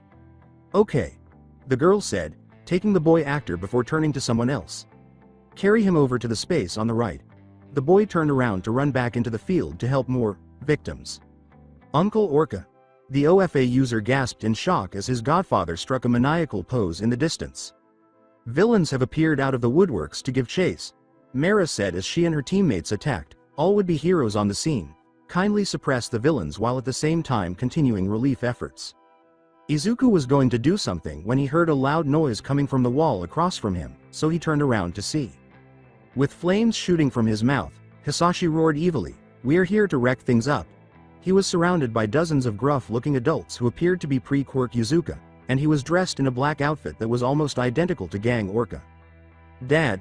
The Greenette's eyes in his class, who were scattered across the field, popped out. "When did his father return, and why is he here? Aren't you supposed to be overseas?" "Surprise, my cinnamon bun." Hisashi waves at him cheerfully. His smile is so menacing that it frightens everyone but his son. "Daddy's here to play villain. But don't worry, cinnamon bun. I will do it seriously, so do your best to pass the exam."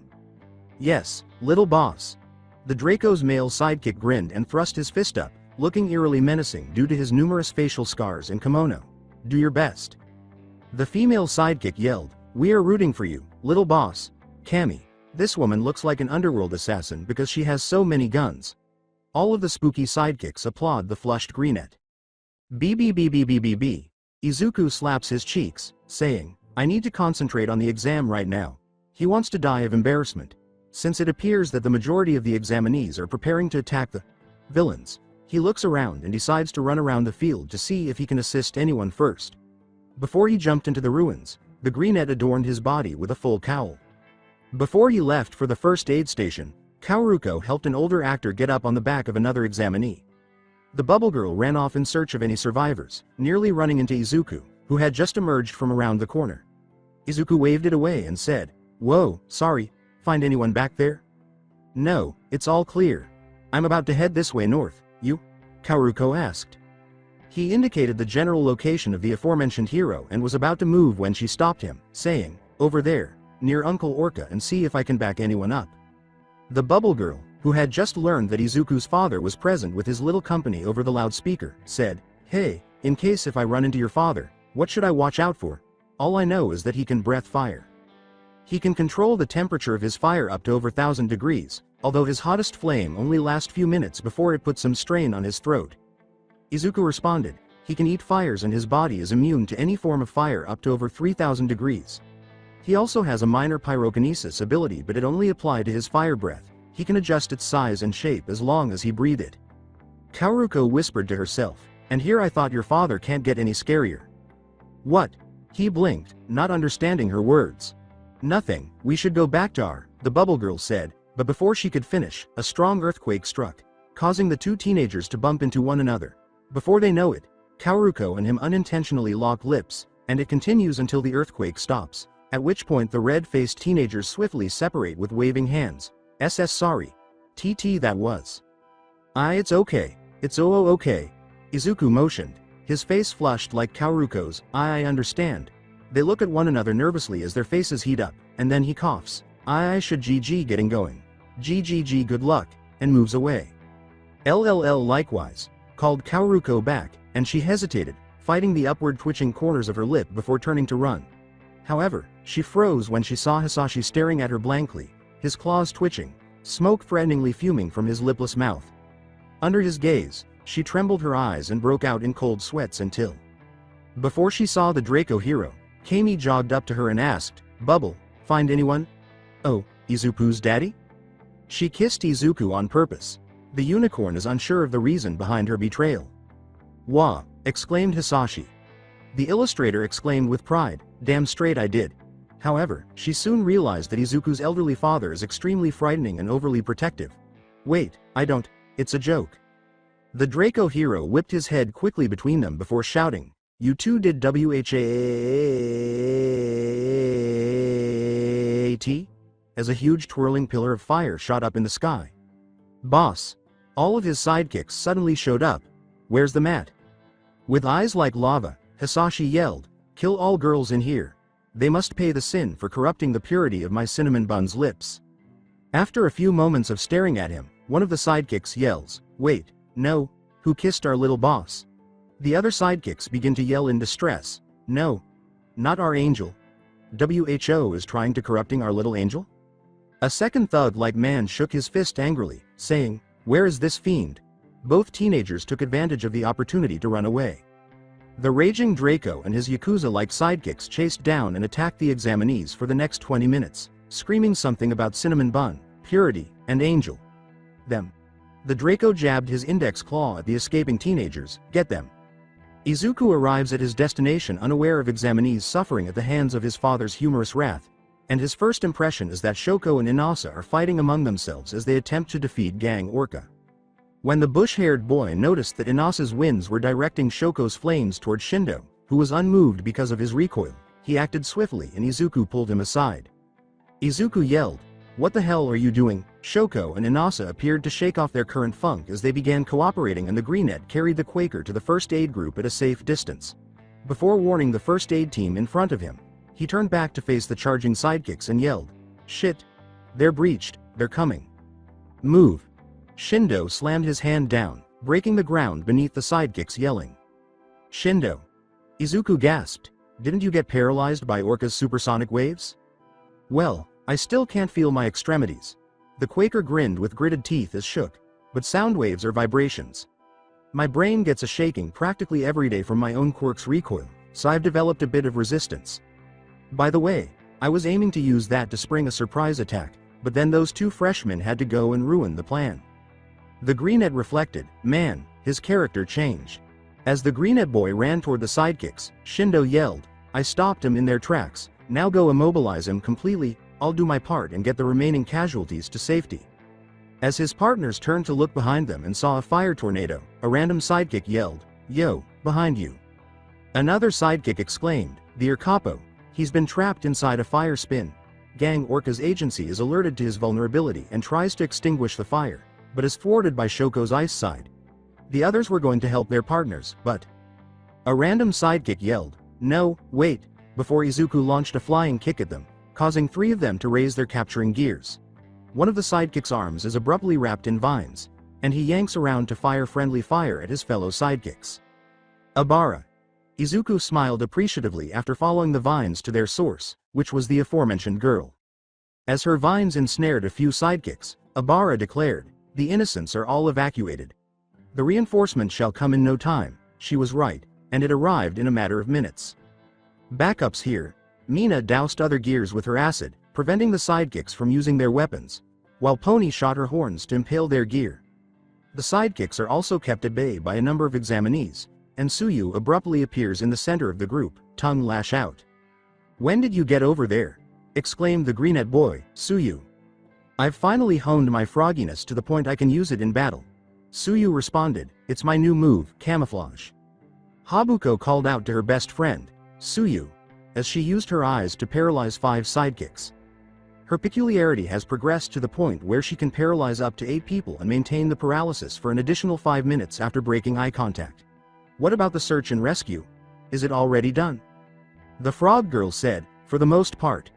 Izuku turned to see the unkempt teenager from Shiketsu High using his long hair to wipe some sidekicks clean before the Greenette turned to face his godfather and leapt into the air as soon as Gang Orca was well again. Gang Orca asked Shoko and Inasa, "So what now?" Izuku stepped on the Orca hero and said, "Please, sir, back away from them." Gang Orca used his forearm to block his kick. After grinning, the Orca hero said, "Oh ho, you," before the loud ding stopped everyone in their tracks.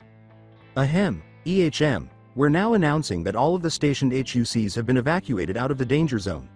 Mara replied, "As such, do pardon us, but we shall be taking the liberty of ending the provisional license exam here. It's all over." Speaking of anticlimax, the Greenette stammered, That's it? The end?" After the final tally, we shall present the pass and fail results at this very site. The announcer went on, "Those who are hurt, go to the infirmary, everyone else, change your clothes and stand by." As the examinees left the zone, Gang's sidekicks gathered around their boss sheepishly and waved it off with a soft laugh. "We're sorry, Capo, we couldn't carry out the job." Gang Orca was about to speak when he heard his rival-turned-friend roar loudly and noticed flames rising in the air every 5 seconds from all directions. Gang Orca walks with his sidekicks until they reach Hisashi, who is overcome with sweat at the sight. What get this overgrown gecko all fired up? He asks. Kill kill kill ki kill kill was being chanted by Hisashi as he stomped side to side with swinging arms. His wailing sidekicks were mimicking him, continuing to scream Angel. One of Orca's sidekicks sighed deadpan, as though they had seen it a lot. Oh, they're at it again. Shut up, you stupid lizard, the Orca hero yells as he makes a flying heel drop leap at the yelling Draco. Hisashi retaliated with a punch. Gah, what was that for, you dirty fish? And the two professional heroes began fighting. As Hisashi's goon-like sidekicks support their boss, another Orca sidekick deadpanned and the entire Orca sidekick population sighed collectively, and their capo goes again. As the crowd at the stadium began to assemble, a random teenager remarked, I mean, I did what I could, but you can't know how they saw you. The words, times like these are the absolute worst, made Kyoka swallow uneasily, and she wasn't alone in feeling anxious. Momo tried to calm the rocker down by saying, if you did everything you possibly could, then there's no need to fret. Kami whispered to herself, Momo's at it again. Hello, everyone. Mara spoke into the microphone in the front with large monitor behind him. Thank you all for your efforts, you are to be commended for holding out for so long. Now, we shall be showing the results, but before that, a word. Regarding the grading method, we at the Hero Public Safety Commission and all of the HUC's combined forces observed you through two different perspectives, docking points where we deemed fit. In other words, we based our judgment on how well you were able to conduct yourselves without any mistakes in a time of crisis. Those of you who passed will be listed in alphabetical order. Please check to make sure your name is on the list. The screen come to alive and everyone quickly scanned the list for their names. M.I. Izuku's heart pounded as he looked for his name, and when he saw it on the list, he screamed with delight. The rocker exhaled, phew, I'm on there. I see my name, exclaimed Pony. With a smile, Kaoruko said, there I am. Abara discovered her name, praise the Lord. Itsuka grinned at her name and said, all right. Uraraka. Ochako's smile was radiant. Kami pumped her fist, saying, lit, fam. With a poker face, Yui said bluntly, so relived. Reiko nodded to herself as soon as she saw her name on the board, and Kashiko sighed with a hand on her chest, saying, thank goodness. Habuko said, my name, it's there. Suyu also discovered her name, Kiro. Yahoo! Exclaimed Mina. Yes, Setsuna exclaimed with a big smile. Kanoko squealed, I'm on there. See, you just need to keep at it, little by little. Momo was beaming. Yai. Toru leapt to his feet. With bloodshot eyes, Katsuki hissed, I'm not? How in the world did she fail it? Izuku was shocked to learn that before realizing that Shoko had failed the test as well. In a deep bow, Inasa walked up to the girl with the two hairs and said, Todoroki, I'm sorry, it's my fault you failed. I was being petty, forgive me. I'm just reaping what I sowed to begin with. Shoko replied quietly, you can stop. After all, you coming at me so directly led me to realize something, so. Mina went up to the girl and said, hey, Shoko, did you fail? Setsuna arched an eyebrow and asked, you mean to tell me our top two both failed? With a deadly growl, the explosive user said, shut your goddamn mouth, you're dead. Shoko, Kachan, Izuku interrupted. Ehem, yes, well, has everybody had a chance to check whether they're up there? Mara said as the employees approached the teenagers with documents, now we'll be distributing your individual printouts. They contain the details of your evaluations, so please peruse them. We marked your performance on a declining scale, with 50 points as the borderline for passing. If you look at your sheets, the particulars on which of your actions received demerits are neatly listed. As everyone read their printouts and scores, the Greenette boy asked his best friend, how'd it go for you, Itsuka? I got a 90. The Orangeette grinned. It said that I haven't applied myself enough overall. What about you, Izuku? Izuku cupped his chin with a reflective hum and said, but something's off about this. He showed her his paper and said, I got points docked not for my actions per se, but for hesitating before doing them and my lack of tact. Since the test was graded on a decreasing scale, it was impossible to earn more points. You fail the instant your score falls below 50.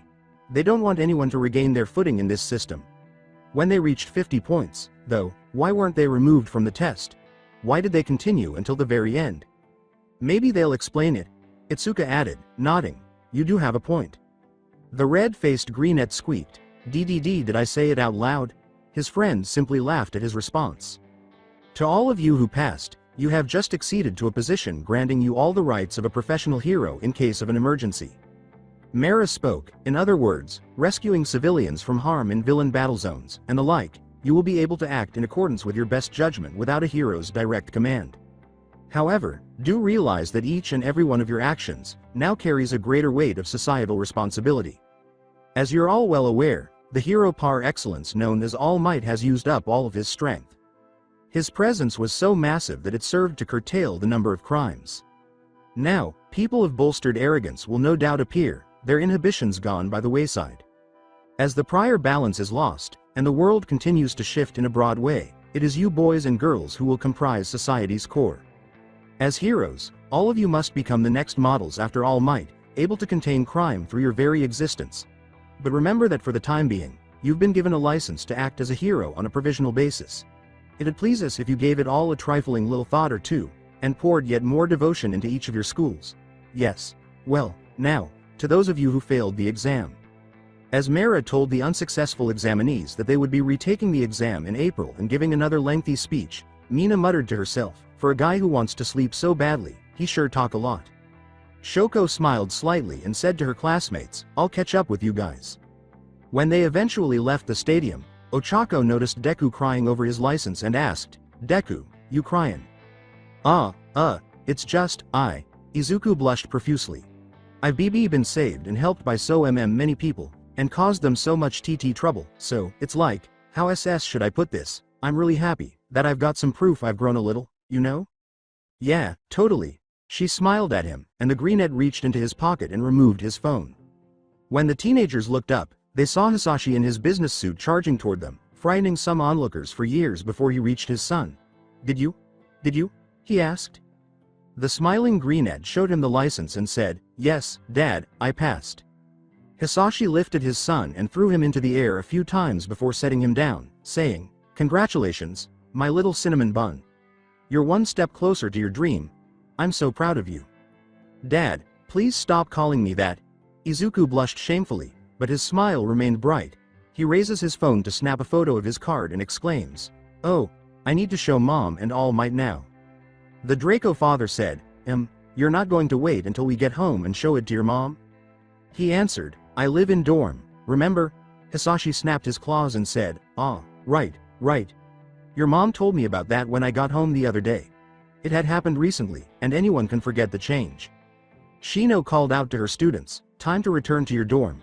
Everyone, please get on the bus. Izuku hugged his father and jogged to the bus, saying, I get to go, Dad. Bye, my little cinnamon bun. The Draco said, waving his hands in a cute way that made him appear frightening and eerie to anyone who saw him. Please tell your dorm mates I said hello and take good care of you. After all, it's tough to live with boys and new people now. As he boarded the bus, the greenette turned to face his father and peered out the window. Dad, didn't Mom tell you? It's class-only dorm, so I'm living with my class, he said. When the bus took off, Hisashi stayed behind to wave at his son with a broad smile, saying, Oh, is that so? I don't know that. At least you're with people you know. His son nodded and brought his head back inside before waving to the father, saying, Time to go back to the agency and...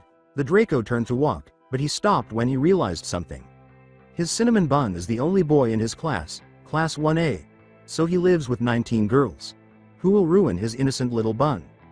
Yui chose to sit in the back seat of the bus and gazed out the rear window, staring blankly at Hisashi as he chased the bus, his mouth blazing with fire and his eyes glimmering like lava, while the yelling onlookers dodged him until he was only a small dot far away as the bus accelerated.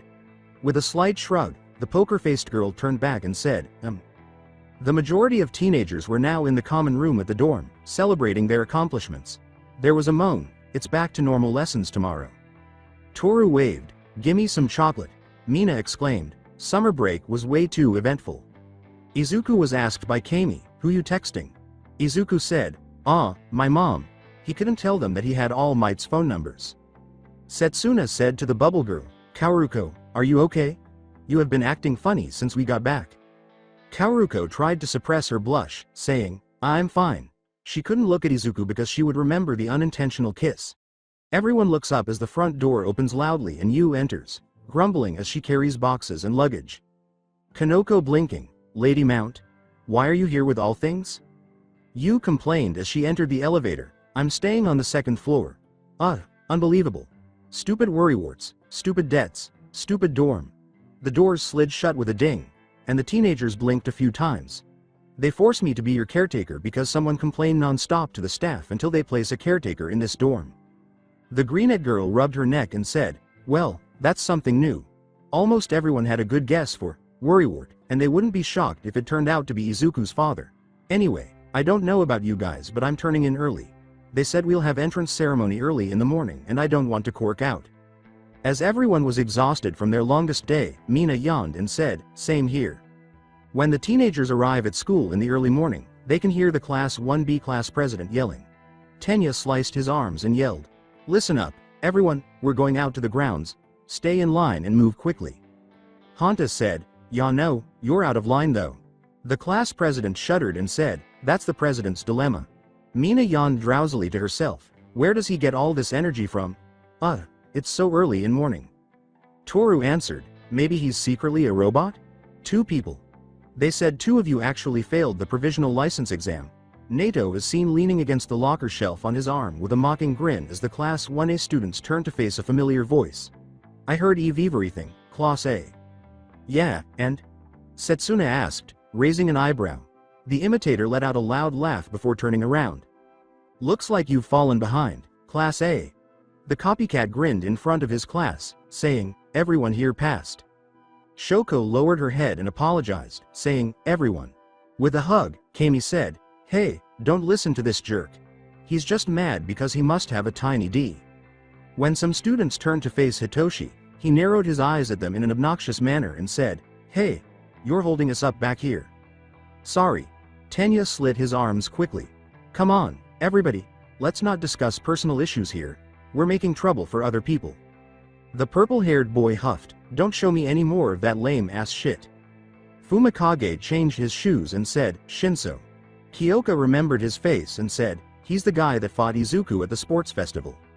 Hanta put his thumb on his chin and said, that guy seems a bit more rough around the edges. At last, the classes go outside to assemble in front of their principal and the staff. Hiya. Nezu put his paw up, it's me, everyone's lovable, tiny mammalian principal. He began a speech that made some pupils are already dozing off until he says something that makes everyone pay attention. The thing that has thrown my lifestyle off track is, as everyone knows, that incident that occurred this summer. That is the cause. The loss of our pillar. The effects of that incident are beginning to appear even faster than we imagined. From here on, we can expect that great difficulties await our society. For those of you in the Department of Heroics, in particular, it will be most prominent. And for many of you second and third years involved in your hero internships, you must have an even more increased awareness of this crisis situation. Mina whispered to the frog girl, hero internships? Maybe it's an extension to our schooling, like those career experience activates? Suyu responded in a whisper. I know, this is a hay topic and the outlook is bleak, but even if the outlook is grim, the adults are currently doing their best to somehow do something about it. Nezu continued, I would like all of you to someday develop into people capable of continuing their work.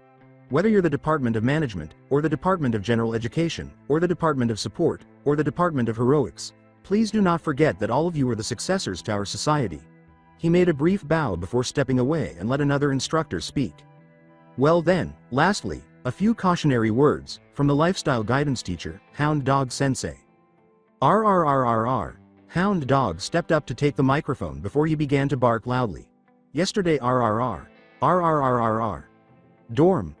More barks. Used to. Growls. Life.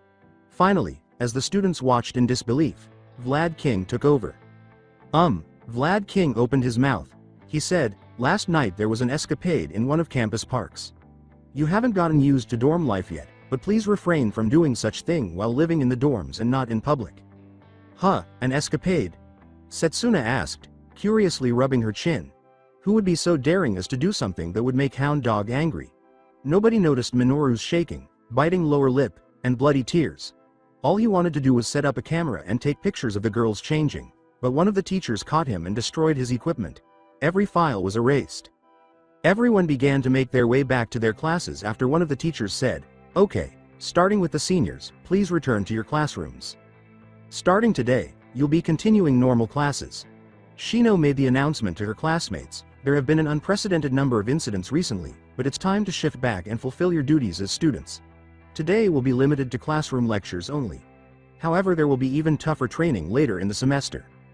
Behind her, Mina whispered to the frog girl, "She's not talking about it." The telepath heroine smiled and called her out, "Yes, Ashido?" The pink girl exclaimed, "Gah," after being discovered. "Sorry, sensei." "Excuse me, sensei?" Suyu put out a hand. During the opening ceremony, they mentioned something called hero internship. Could you please tell us about that? Setsuna concurred, saying, "Actually, yeah, the principal did say something like that. He said that a number of the upperclassmen are currently engaged in it." Momo continued. "I intended to talk about that another day, but," Shino murmured, "okay. To put it simply, it entails hero activities outside of the school. It's like the workplace experience you had with the pro heroes before, but this is the real deal." A few students jumped when Ochako nodded and said, "Ah. So we had that kind of system." She paused, then abruptly raised her hand while slamming her desk with the other hand. "Then what did we work so hard for during the sports festival?" "That's right," the writer responded. "If we have this internship, even if we didn't get any scouts from the sports festival, we still have paths open to us." Abara looked at the freaking out gravity girl with concern and said, "Please calm down. This is unlike of you, Ochako. The hero internships will use the connections you gained from the scouts that you acquired during the sports festival." Shino clarified, "This is an optional activity for students that is not linked to your classes. If anything, if you weren't shows during the sports festival, it'll be difficult to take part." Originally, each hero office would individually recruit, but in order to pull in UA students, they were constantly bickering.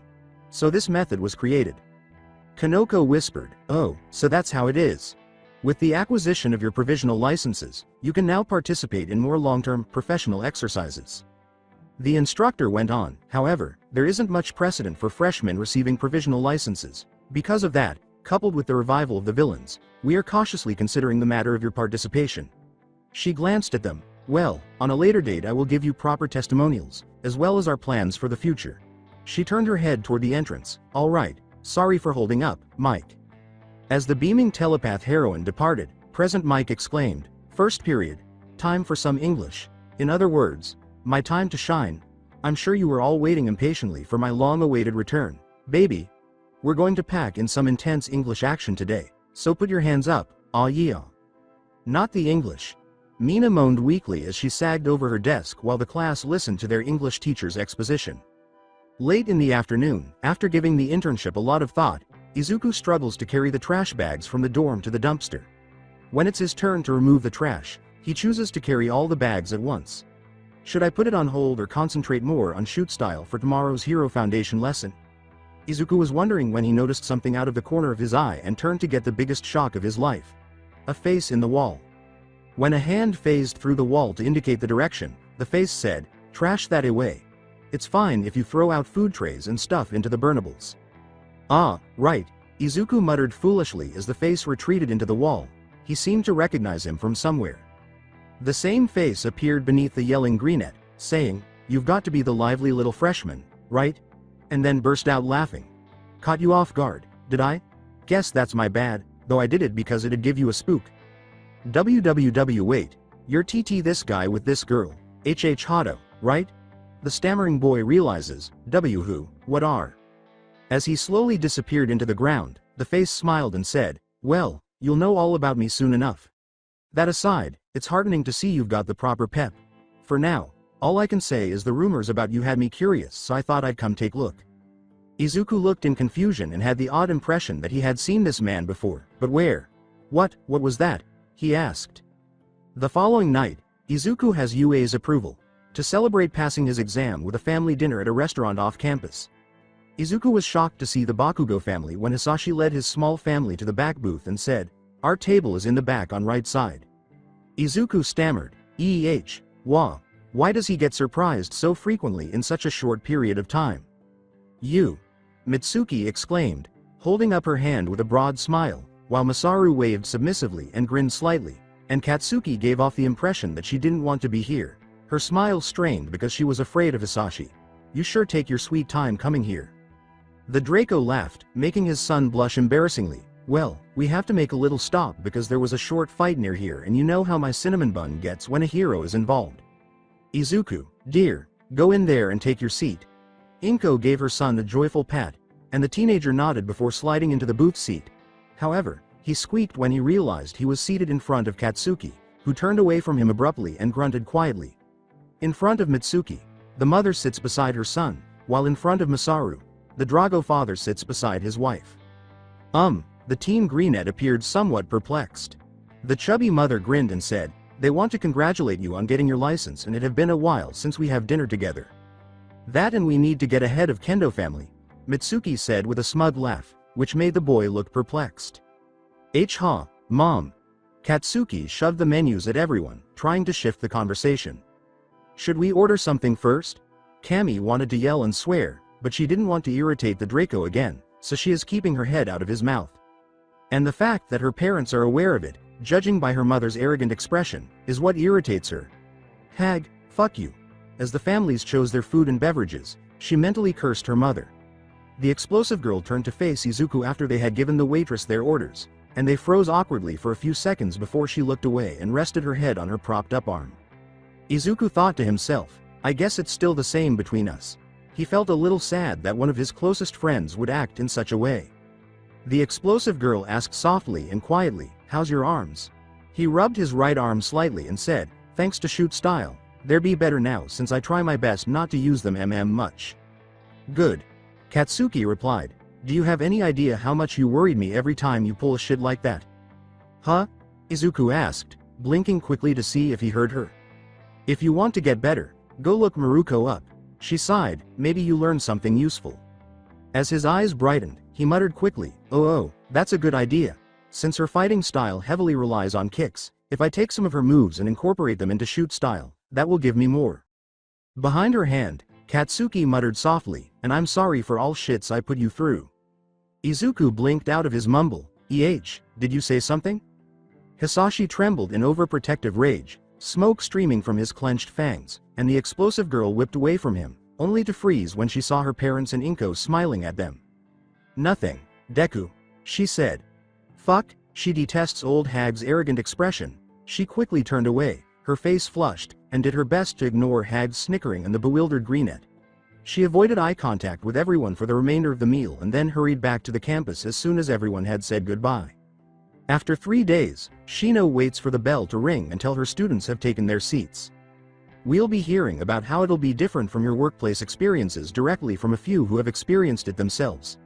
Now they've taken time out of their busy schedules to talk to you, so be sure to listen carefully to what they have to say. Shino turned to the door and said, "You can come in now." Izuku let out a loud gasp when 3 older teenagers entered the room, saying, even among the current crop of students, they're the trio who reign at the top of UA. "I had heard that there were kids like that, but," Kyoka muttered, "those guys. The big 3. Mina pumped her fists, and Izuku at last recalled that he had seen Mirio at the sports festival the year before. Kami hummed, "They really don't look like it through, right?" Izuku pondered, "I wonder what kind of heroes they are." The telepath heroine asked the older students, "Could you all give a brief self-introduction? Let's start with Amajiki." The black-haired boy gave the class a sudden, intense glare that sent shivers down everyone's spines. "What should I do?" His head dipped. "My mind's gone blank. This sucks." He turned to face the blackboard and said, "I want to go home." "It's no use." Mirio, Hato, Tamaki shuddered. "No matter how much I try to imagine them as potatoes, everything except their heads stays human, so I can only see them as people." Habuko gave the sullen teenager a strange look and said, "He's one of the top of the department of heroes, right?" "Hey, hear that, Amajiki?" Najire chuckled, "They call that being a chicken." "Yup. Even though you're a human. Weird, right?" She looked at the gloomy adolescent and, "This guy's the chicken, Amajiki Tamaki, and I'm Hato Najire. We were requested to come here and talk to you all about the internship." She abruptly approached Abara. "But, hey, how do you maintain your hair? Like, do you actually use special shampoo to wash your vine hairs? What'll happen if some get tangled together? How do you sleep with vine hairs?" Abara hardly said as the inquisitive girl turned away. Najire turned to face the girl in question and said, You are Todoroki, right? Right? What's with that burn there?" "Well, that's," responded Shoko. "Ashido, if your horns break, Do they grow back? Can you move him? Can you? Mongoose? What kind of snake are you? Do you ever think your surname is ironic since mongooses and snakes are enemies? Asui, are you a tree frog? You're not a toad, right? Everyone I look at's so interesting, it's weird. Wow, and here I thought only Midori can ask a lot of questions in one breath, Setsuna murmured. According to Kami, I'll say. Shino grinned at the older blonde and said, Tagata, could you please add something? There was a long awkward silence before he straightened up and laughed sheepishly, saying, rife with difficulties. Is what you're supposed to say? Mirio pointed a thumb at himself and said, please, do not fret, Mandalay. Because I'm the main act today anyway. He turned to face the class and cupped his ear. All three of them are weirdos, aren't they? Yui heard Toru say, they're called the Big Three, but they're kinda, well. Yanagi whispered, they don't give off that feeling at all. Well, your faces say you have no idea what's going on. The older woman replied, the internships, which aren't even mandatory, are to be explained by these seniors that just suddenly showed up. It makes no sense, right? You've acquired your provisional licenses as freshmen, I see, This year's freshmen are rather enthusiastic, aren't they? He smiled. Yeah, I see, it seems as though my introduction has crashed and burned anyway. Tamaki hissed uneasily, Mirio. So everyone here. Mirio put his fist up and grinned broadly.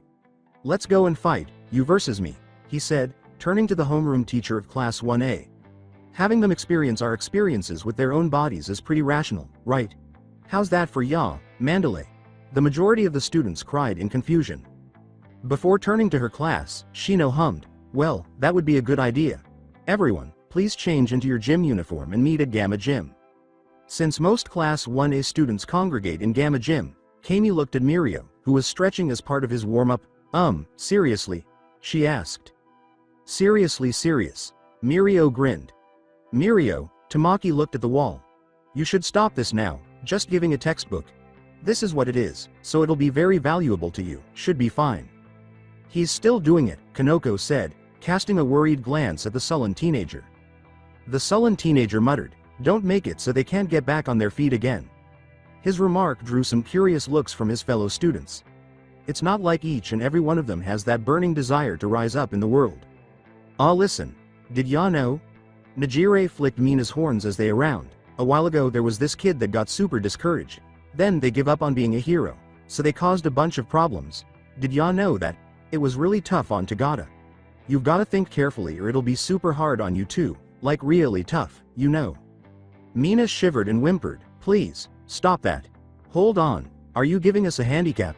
Itsuka responded, but we've been practicing fighting against pros and we even have experienced fighting villains too. She sighed. Are you worried that we can't hold ourselves up to whatever you think we'll face? The older blonde simply grinned and said, you can come at me wherever, whenever. So, who's up first?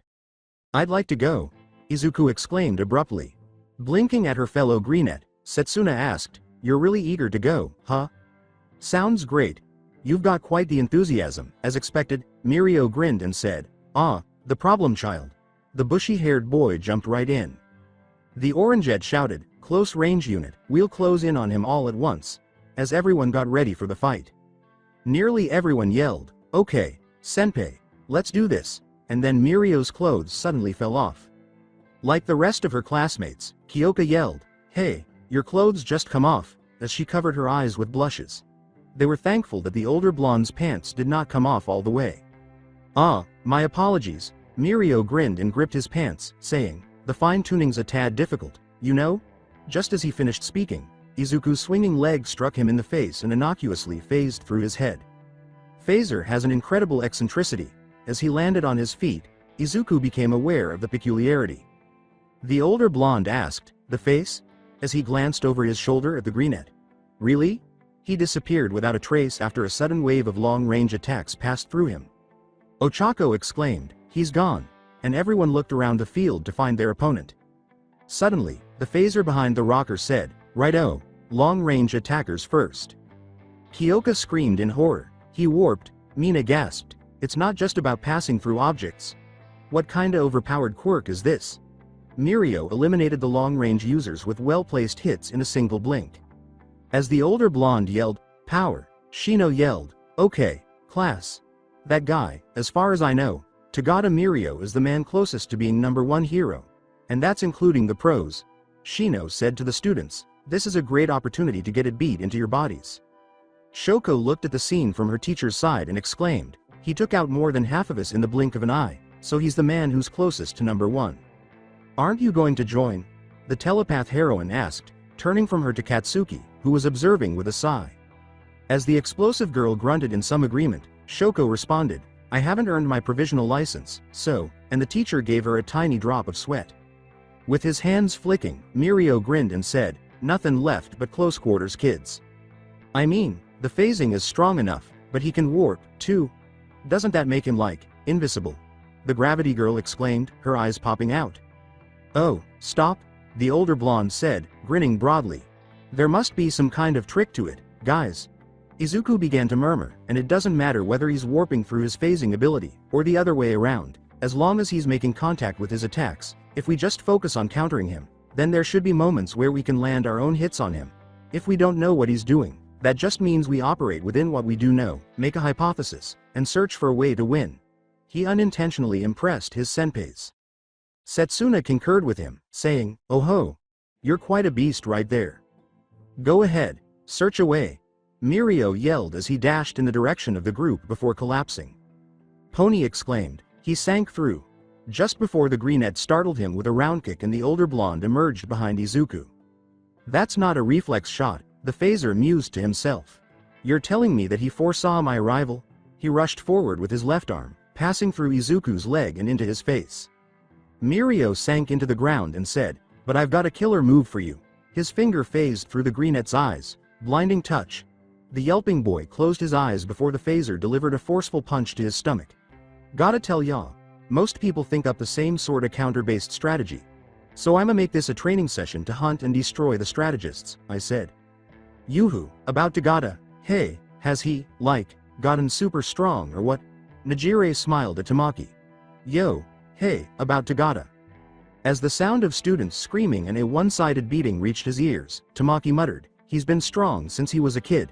However, he should learn some restraint. Power. Mirio exclaimed, grinning broadly, and the groaning students gathered around him, clutching their bellies. After they recovered and gathered in front of him and his fellow seniors, Mirio grinned at the moaning freshmen and said, and, welp. Yep. Guess that's the gist of it. I don't even get why, but everybody just got off with a punch to the gut, Itsuka was grumbling. You think my quirk's strong? Smiled the firstborn blonde. Kami exclaimed, try way too damn strong. Toru held up a hand and said, when I think of my quirk, it's not fair. I mean, you can phase and warp. Mina responded, are you a hybrid like Shoko?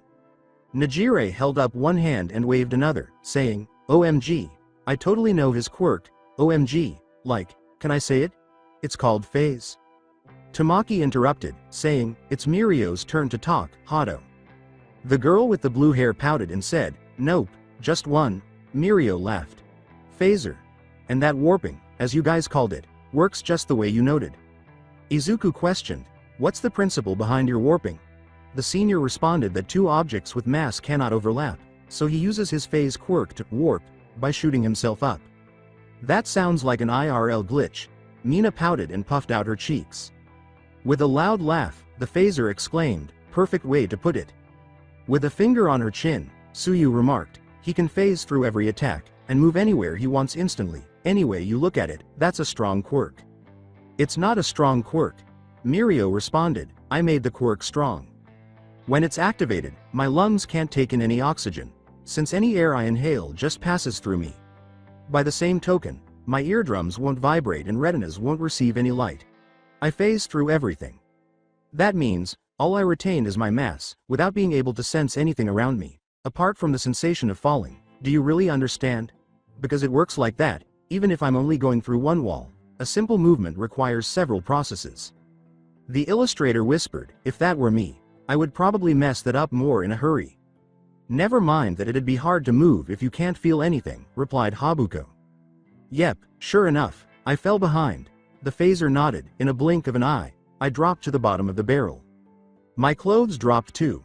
He tapped his forehead, the one mistake I couldn't afford to make with this quirk is being too slow to pop back up. Predict. Faster than your surroundings, and occasionally, you've gotta use deception. But more than anything, I needed to be able to predict. And the thing that makes that prediction possible is experience. Use the experience to put together your prediction. It was a tad long, but this was the real reason for our bout. Rather than words, I wanted to show you through experience. During the internship, we're no guests. We're one of the sidekicks. We're there as actual pros. It's truly frightening. Sometimes you'll even bear witness to deaths. However, all of those terrifying moments and tough times are top-notch experiences that you can't obtain at school. He clenched his fist. I took all those experiences I gained in the internship and made them my strengths. Then, I grabbed the top spot. And that's why, freshmen, even if it's terrifying, you have to do it. Together with everyone else, Setsuna clapped, saying, he even speaks like a pro. He cleaned up that week and a half explanation in 3 panels, Momo grinned. What panels? Kaoruko looked at her strangely. Guests, huh? Kami murmured, guess the workplace experience thing did kinda feel like that. Kyoka rubbed her earlobe jack and said, yeah, they never let us face anything dangerous. Shino declared, it's almost time to head back. Do you know? Najire whispered to Tamaki. Hey, was there any point to us being here? Tamaki whispered back, I'm glad we didn't do anything. Let's give Mirio our thanks. The students exclaimed to their senpais, thank you very much, as they walked out of the gym. As she walked with her fellow seniors, the blue-haired girl pouted, Mo, we're leaving already. Hey, Amajiki, do you know that the cute boy with green hair and freckles is Ryukyu's nephew? Do you? She said, I want to talk to Cutie again, I have a bunch of questions to ask him. No, I don't. Tamaki responded, as Mirio had previously mentioned when she kept bringing up a cute boy the other day. Do you two know I took a photo of him and sent it to Yu? Najire asked. She said he looked very cute enough. Oh, can we call dibs? I want to bring him to Ryukyu's agency? Before they begin talking about the Class 1A students as they move on to Class 1B, Mirio laughed and the blue-haired girl began to complain about unfairness and the need for dibs. No dibs. With school just out, Ochako leaned back on the couch in the common room with a few girls and said, I wonder what'll end up happening with the internship thing. They said they were still checking out the situation for the freshmen, but the story of how Tagata Senpai reached the top from Square Zero's kinda inspirational, said Mina. Momo untied her hair and said, I suppose we're waiting for Sosaki-sensei's go signal for the time being. Too excited to leave for the internship, the pink girl bounced on the cushion and asked, you think it'll be tomorrow? Momo reminds her once more that it might take a while before their teacher gives them the all clear. Izuku enters the room carrying his notebook and settles down on the couch to unwind for a while. Hey, whose turn is it to make dinner tonight? He was asking. In addition to the list of chores, everyone decided that they would alternate in preparing dinner for everyone, though it was okay if anyone wanted to prepare their own. Suyu leaned forward to glance past the gravity girl and said, Abara, I think she is making spaghetti with biscuits.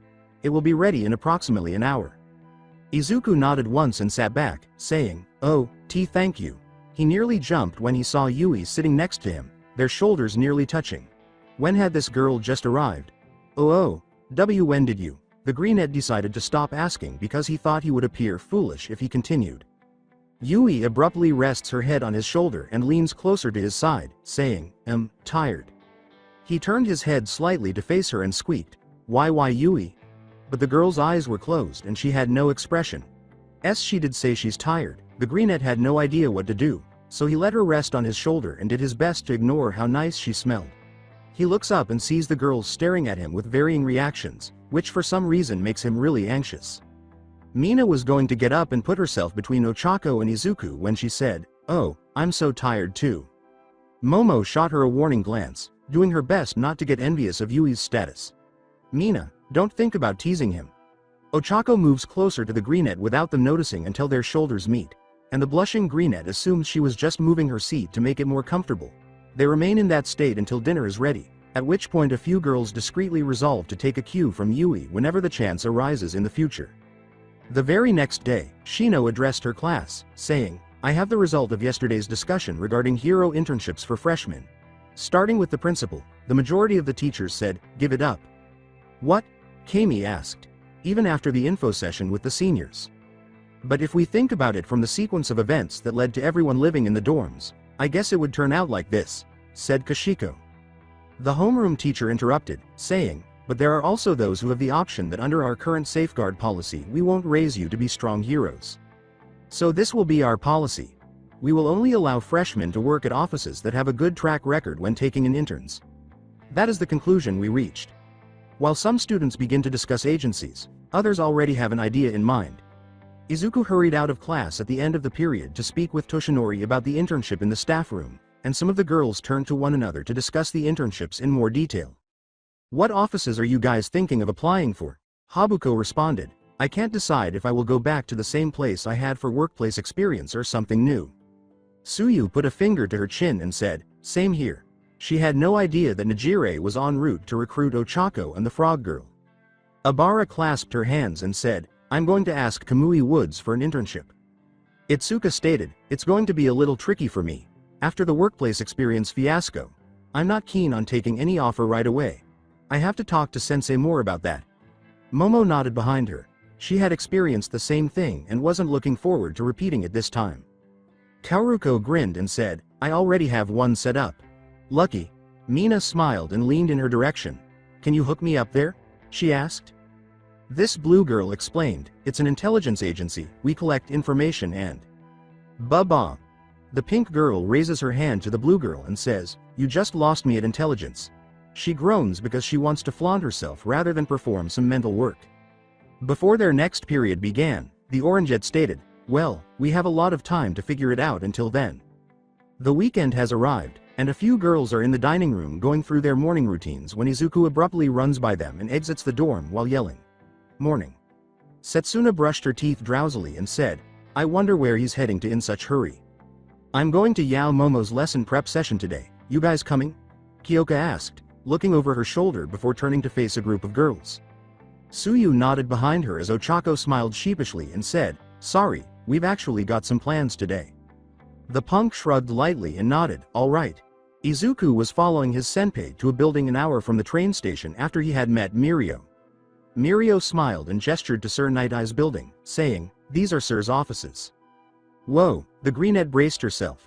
The phaser tried to calm the Greenette's anxiety by saying, hey, dude, don't get all square on me. Oh yeah, I guess I forgot to tell you, but Sir's got very strict standards. I'm well aware.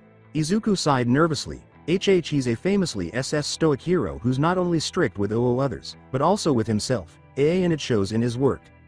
That sharp glance C can startle me even just FF from watching him through a screen. He can be like that, totally, Mirio replied, but Sir's actually got another face that he doesn't show the media. The teenager appeared perplexed. So if you don't want to get turned away at the door, then sometime between when you first meet him and when you're finished talking, you've got to make him laugh at least once. The Greenette stumbled, WWA, what do you mean? Make him laugh. Sure. Sir looks like a grumpy puss. Mirio walked into the office carrying the child. But despite that, or maybe because of it, he respects humor above everything else. Introducing you is all I can do for you. It's Sir who'll decide whether he can use you or not. I want to help you out, but the only way is for you to get Sir to acknowledge you by your own efforts. Izuku glanced at his senpai's back and said, I know it's late to ask, BB, but even though we've only recently met, why are you doing me a favor? You've got yourself one crazy goal, and you're trying to make it a reality. The phaser responded, I'm not really thinking of it as doing you a favor or anything. He grinned broadly over his shoulder and said, you know, when a hero sees someone in need, it's just in their nature to be nosy and help them out. He then pointed to a door and said, right, it's just beyond that door. If you want to get stronger, then push it open yourself. I'm ready. Izuku declared boldly as he opened the door, his face resolute. Mirio smiled broadly as the Greenette choked on his spit in disbelief at what he saw. I bought the freshman I told you about yesterday, he said. Good grief, Sir Night Eye said as he stood in front of Kaoruko, who was connected to a tickle machine of some sort. The bubble girl started laughing uncontrollably while crying. Now there's that nice high-volume voice. Izuku's eyes widened, and he exclaimed, KK Karuko. Just, what kind of? Seeing and hearing nothing at the moment, Kaoruko exclaimed, Street stop, Okami, Pleahehehehah, through laughter. What the? The Greenette exclaimed once more, unaware that one of his classmates was working as Sir Night Eye's intern. As though it were commonplace, Mirio said, looks like Bubble Girl, one of his interns, didn't show him enough humor. Sir Night-Eye turned to look at them intently. "Whoa!" Izuku exclaimed, then quickly pulled out his All Might face in an attempt at humor, saying, "My name is Midoriya Izuku." Other than Kaoruko's strained giggles, there was only silence in the room. "Are you mocking All Might?" Izuku perspired profusely as Sir Night-Eye gave him a menacing look. It exploded. Silently, the phaser gazed. The salaryman stomped forward, sneering and pushing his glasses up. "What do you mean by that face you're pulling?" "It must be a shot aimed at the fact that I was once All Might's sidekick," he said. Izuku stumbled. No, that's I," before the professional hero grabbed his face and squeezed and stretched. "All Might has no such wrinkle here," said Sir Night-Eye. The wrinkles around his eyes are around 0.6 centimeters and 0.8 centimeters during his Silver Age. In this day and age, even non-licensed All Might goods are made with the differences between his different appearances throughout the ages in mind. Wait. The Greenette saw a lot of All Might products scattered throughout the office, including some that he is unable to obtain. He's a crazy fan of All Might. The salaryman turned away and said, "I am quite displeased. You may leave now."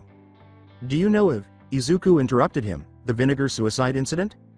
The worker stopped. It refers to the incident when a middle school student with a quirk that could alter liquid substances nearly drowned in a river, spurring All Might to the rescue. The drowning kid, in a panic, inadvertently changed the river into vinegar, which caused All Might's eyes to sting when he jumped in. The smile he flashed, his eyes screwed shut all the while, as he did the post-rescue interview, is the moment I chose for the funny face. "Of course I know of it," Sir Night-Eye responded. "It was before my time with him. A special episode of Looking Back on NHA TV touched on it briefly. There was no villain in that incident, and compared to his other works it's nothing spectacular." The woman replied, "It doesn't even show up on fansites very much, but I really like it. Especially what he said after the kid thanked him, it was so witty." The salaryman remarked, "I should be thanking you for making my skin look 10 years younger." Izuku nodded quickly and said, "Yes, that's the line, the skin line." "Are you testing me?" Sir Night-Eye asked, staring gloomily. "Why you insolent?" No, the girl waved quickly. "It's just that we have All Might with us at school now, so it's awkward to be so direct talking about him, so I just got a little hyped up recounting the story." The salaryman said, "That student's home life was the crux of that incident." "Yes, that's right," Izuku grinned. "It really makes me reflect on the importance of words." What is Izuku doing here?" Kaoruko gasped as Mirio released her from the machine. The phaser smiled and said, "He wants to apply here, so I'm taking care of him."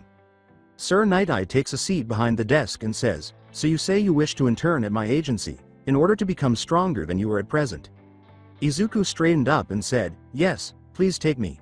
The salaryman said, "The school contract printout, sir."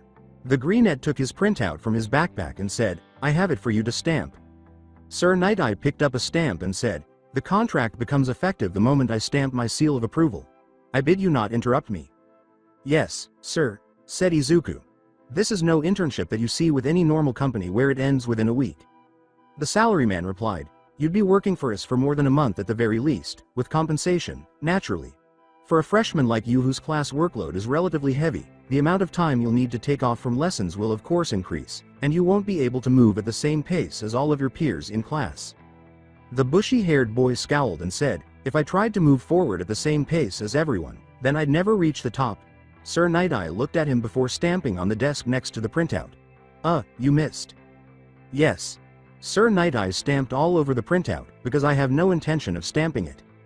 The child gasped, "I understand full well that there is indeed merit in you working here, for you. But what merit is there for me in hiring you? How exactly do I profit from accepting you into our fold without delay? How do I profit from an office with a sidekick and, now 2 interns? What do you have to contribute to society? How would you be of benefit to others? If you want me to acknowledge you, you must show me." All Might showed his worth through his power and his humor. He put fear into the hearts of criminals, and hope into the hearts of the people. That is why the public took to him with open arms. Izuku whispered, "How can I be of use to society? What advantages would you give my agency?"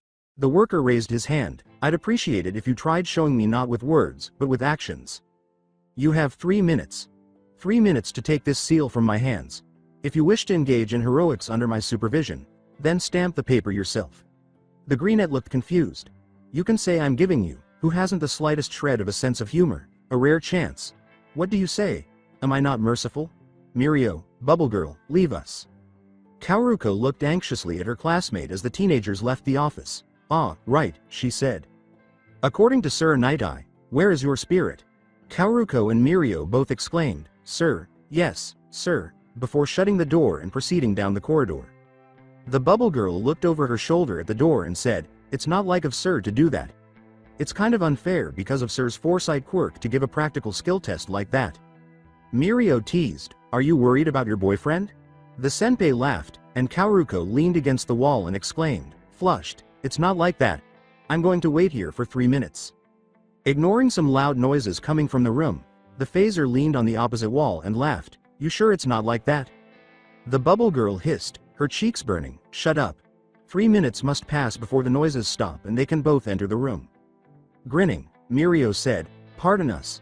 As Izuku knelt on the floor and Sir Night-Eye stood over him, Kaoruko asked, is it over? As he looked around at the office's mess, it got pretty loud in here.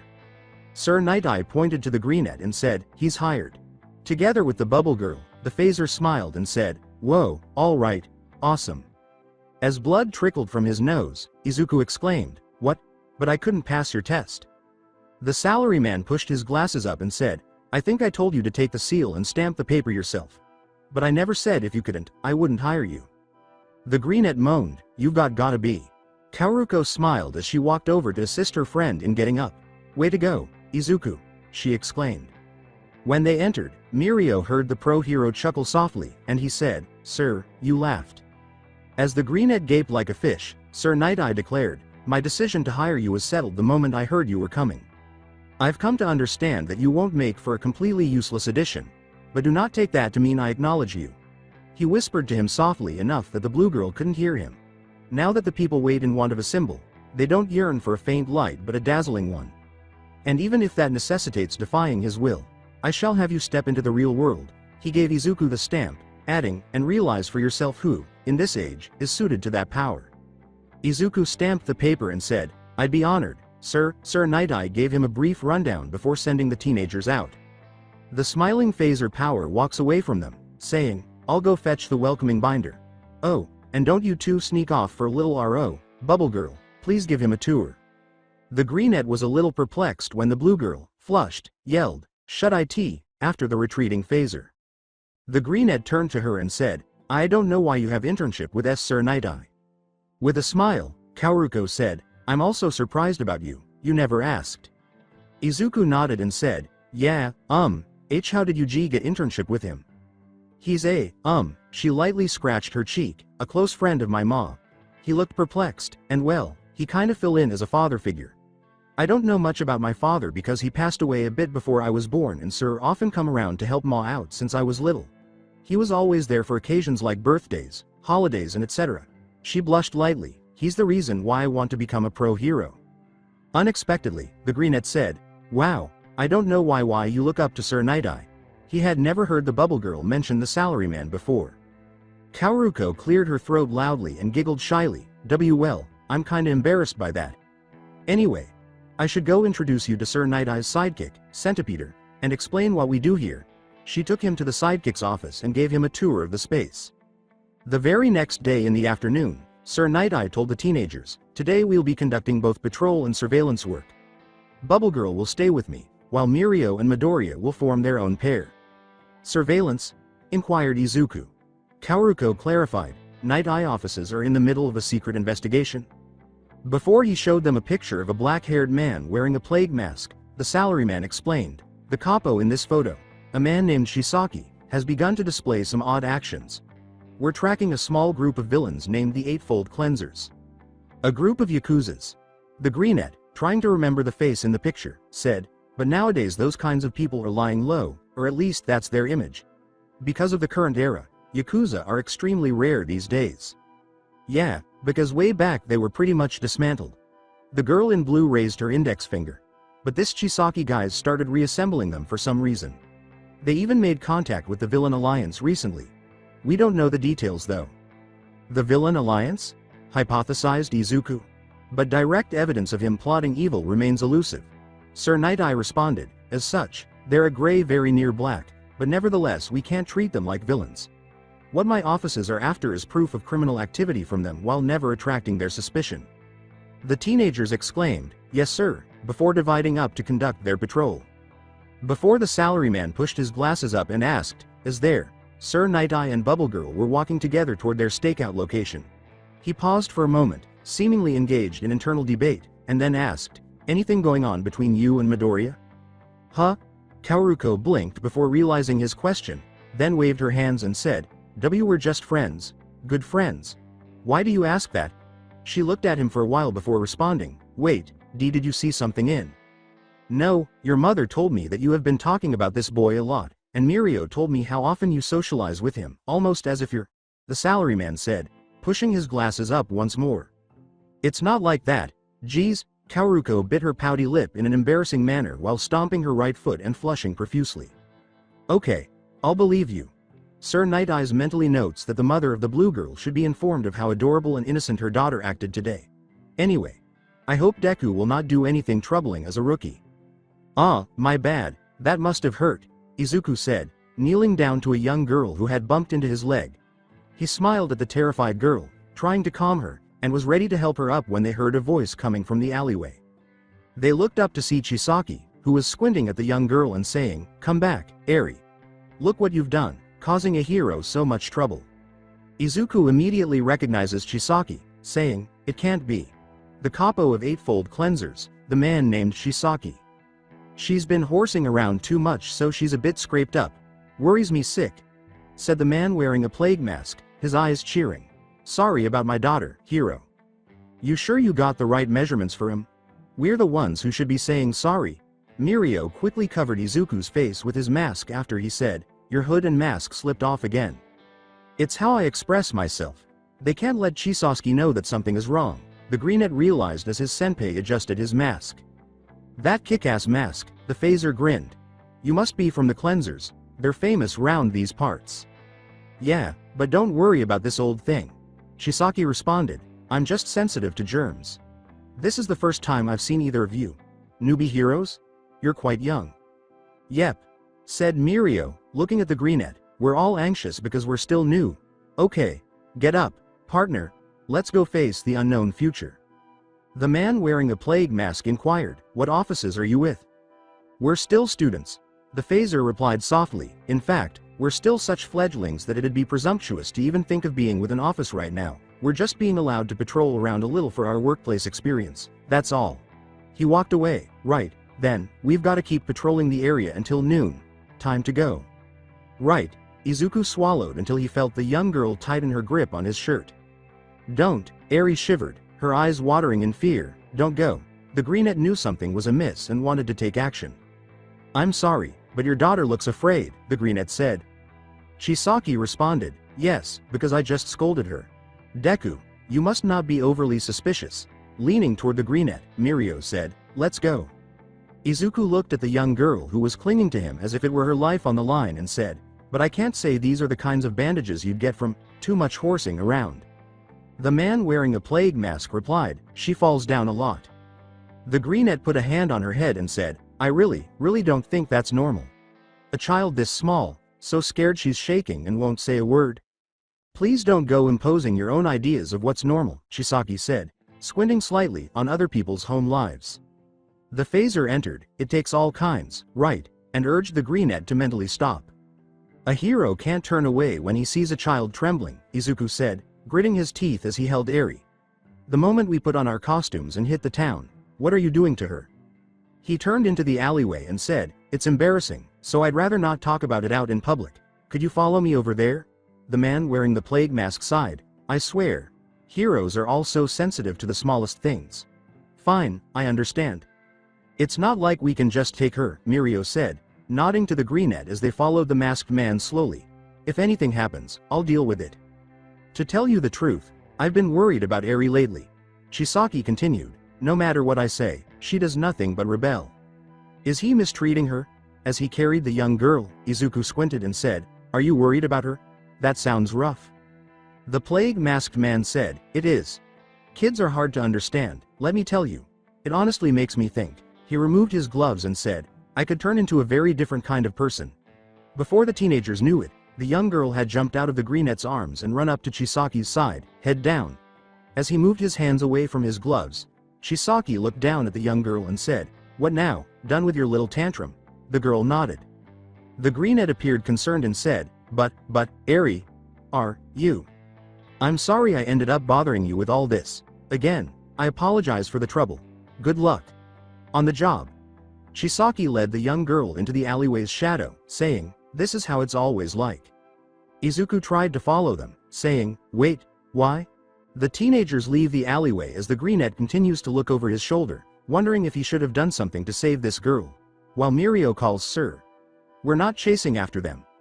Mirio stops him in his tracks by holding out his arm. "Didn't you notice? He made a show of his murderous intent, to reel that kid back in. Chase too far and you'll just make him harder to catch. Come on, let's respect Sir's orders." With the binoculars down, Sir Night-Eye says, "A week and a half has passed since we began our march. Today is unusual. Practically no one's coming in or out.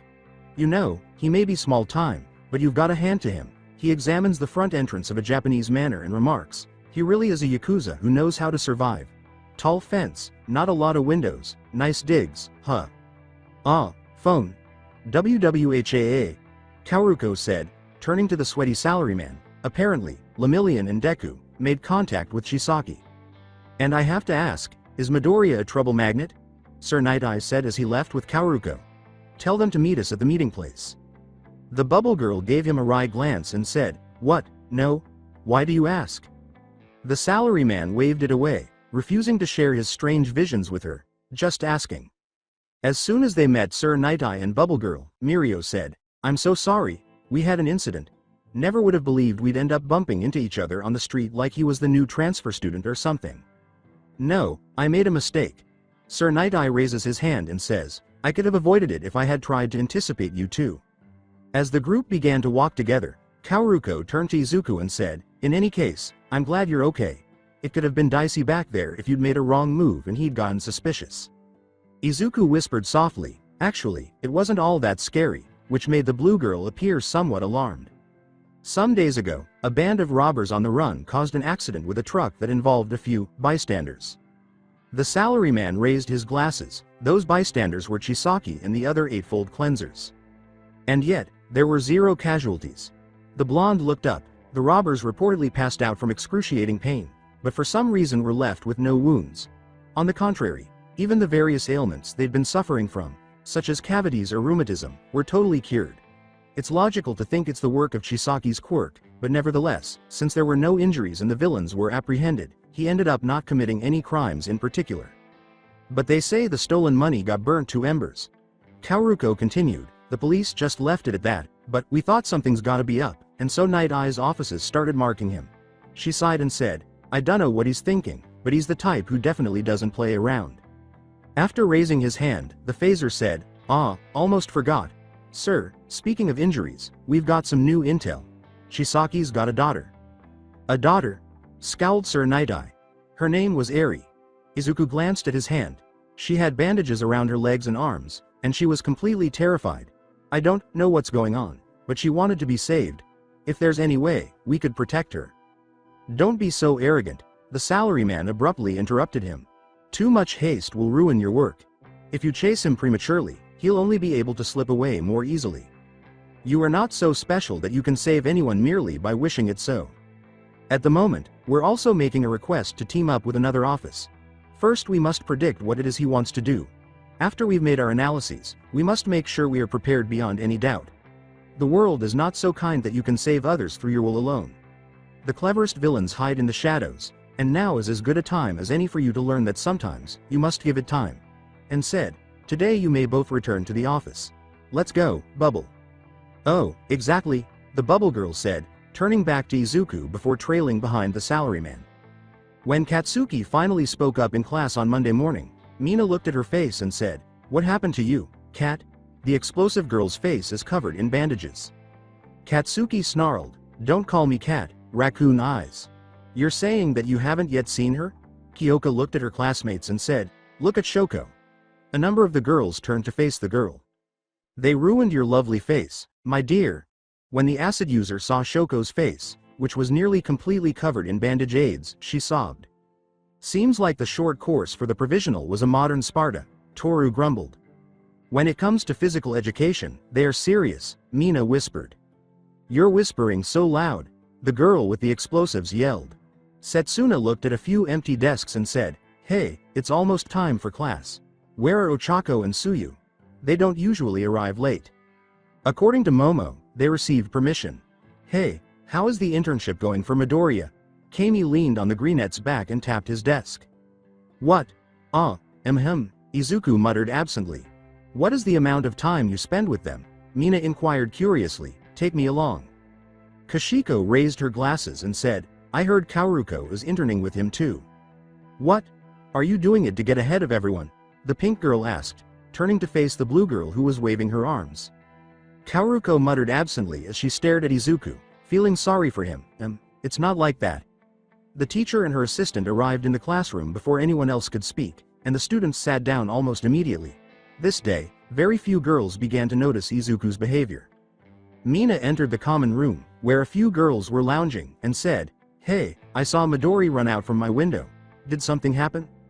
As he passed them in the common room, Toru asked. Izuku was distracted all day about something and he went out to find All Might. Before tilting her head toward the bubble girl, the acid user hummed, I wonder what he wants to ask All Might about. Do you know something? Kaoruko lied while shaking her head, saying, No, I'm sorry. She assured him that it had to do with the young girl he couldn't save. Is there anything we can do to distract him? Kanoko inquired. Like what? The pink girl tilted her head the other way with crossed arms and they just shrugged their shoulders, unsure what to do. Hope he's okay. Najire floats down in front of Ochako and Tsuyu somewhere in the city at night, and two enormous villains are lying in the rubble close to them. That went great, girls. Najire smiled and said, It was amazing. Did you feel anxious? Ochako grinned and said, We were able to do just like you told us. Kiro, I was surprised how calmly I did it, too, Tsuyu replied. Najire would bring along heroes, as one might anticipate. Ryuko smiled as he walked up to the girls and said, You two are very talented. Additionally, Najire, you've gotten better at timing your knockout shots. The freshman bowed to the professional heroine and said, Thank you so much for enlisting us. The dragon heroine grinned and said, Yes, no trouble. Najire sulked, but I'm disappointed that we can't recruit Midoriya. I want to get close to your adorable nephew and ask him for a lot of things. Mirio stole him from us, and I'm furious about it. Oh, did you know that? Ryukyu? They had terrible experiences at work with the heroes they were freshmen with, like, fantastic internship records.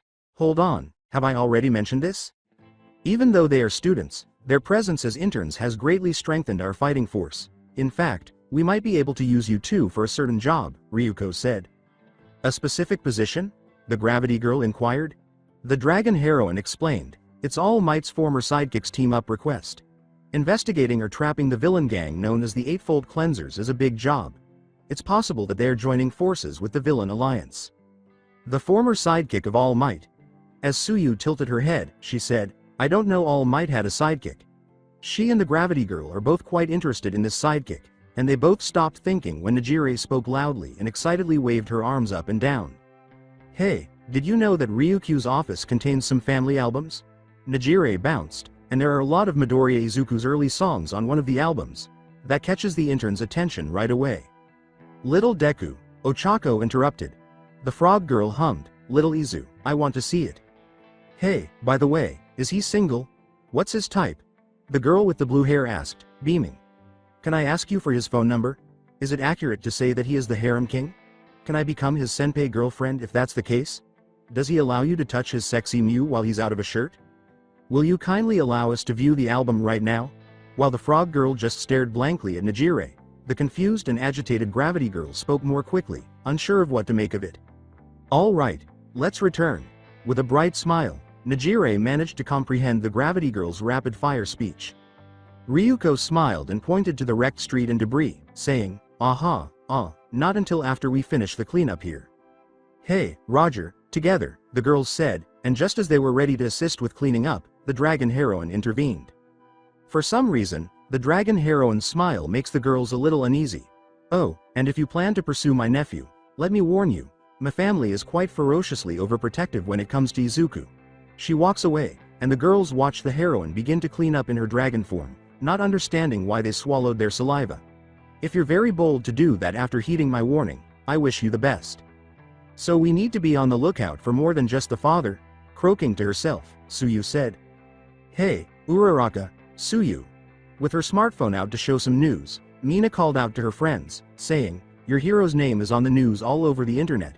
It's fantastic that you're actually on here. Oh, I'm overjoyed, with a sheepish smile, Ochako said, we're actually there. Suyu remarked, I wonder where they took the picture. Isn't that fantastic? With a joyful smile, the acid user said, you may even have Mount Lady fans already. Itsuka noted, and there's news about Kirishima too. Oh, yeah. Izuku remained silent during the conversation, absorbed in his thoughts about Eri, not realizing that he would have another opportunity in a few days.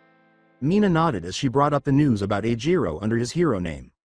A few days later, Izuku was carrying his backpack when he left the dorm when he saw someone passing by, who also noticed him. Oh. Eijiro lifted his hand up with wide grin. Midoriya. Good morning. Are you also going today? How coincidental. I haven't been called for a while, but today they finally did. Izuku smiled. They told me I don't need my costume though. What? Both boys turned their heads to see Ochako, Suyu and Kaoruko exit the dorm with their backpacks. Good morning. Ochako waved at them, saying, you two are here today too. Together, they stroll until a professional hero goes by. Are you heading to the station? As the teenagers nodded, the unidentified pro hero said, goodbye. Many of you are here today. Many thanks, Izuku and the girls said. Many thanks, Eijiro chirped. As they continued walking from the station to their destination, the majority of the group was beginning to become disoriented until they came across their senpais in front of a building. Hey!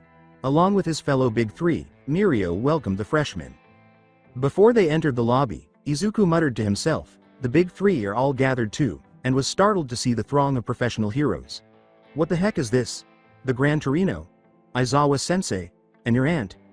Ryuko went to embrace her nephew and said, ah, Izuku. I don't know you get called in here too. What's going on? This is insane. Confused, he asked his aunt. Ryukyu. Najire suddenly hugged both pro-heroine and the freshman. Hey, what is this? What are we doing? It was a meeting, you said. However, I am aware of that. What sort of gathering? Ryuko looked at her nephew and intern and said, you'll see soon.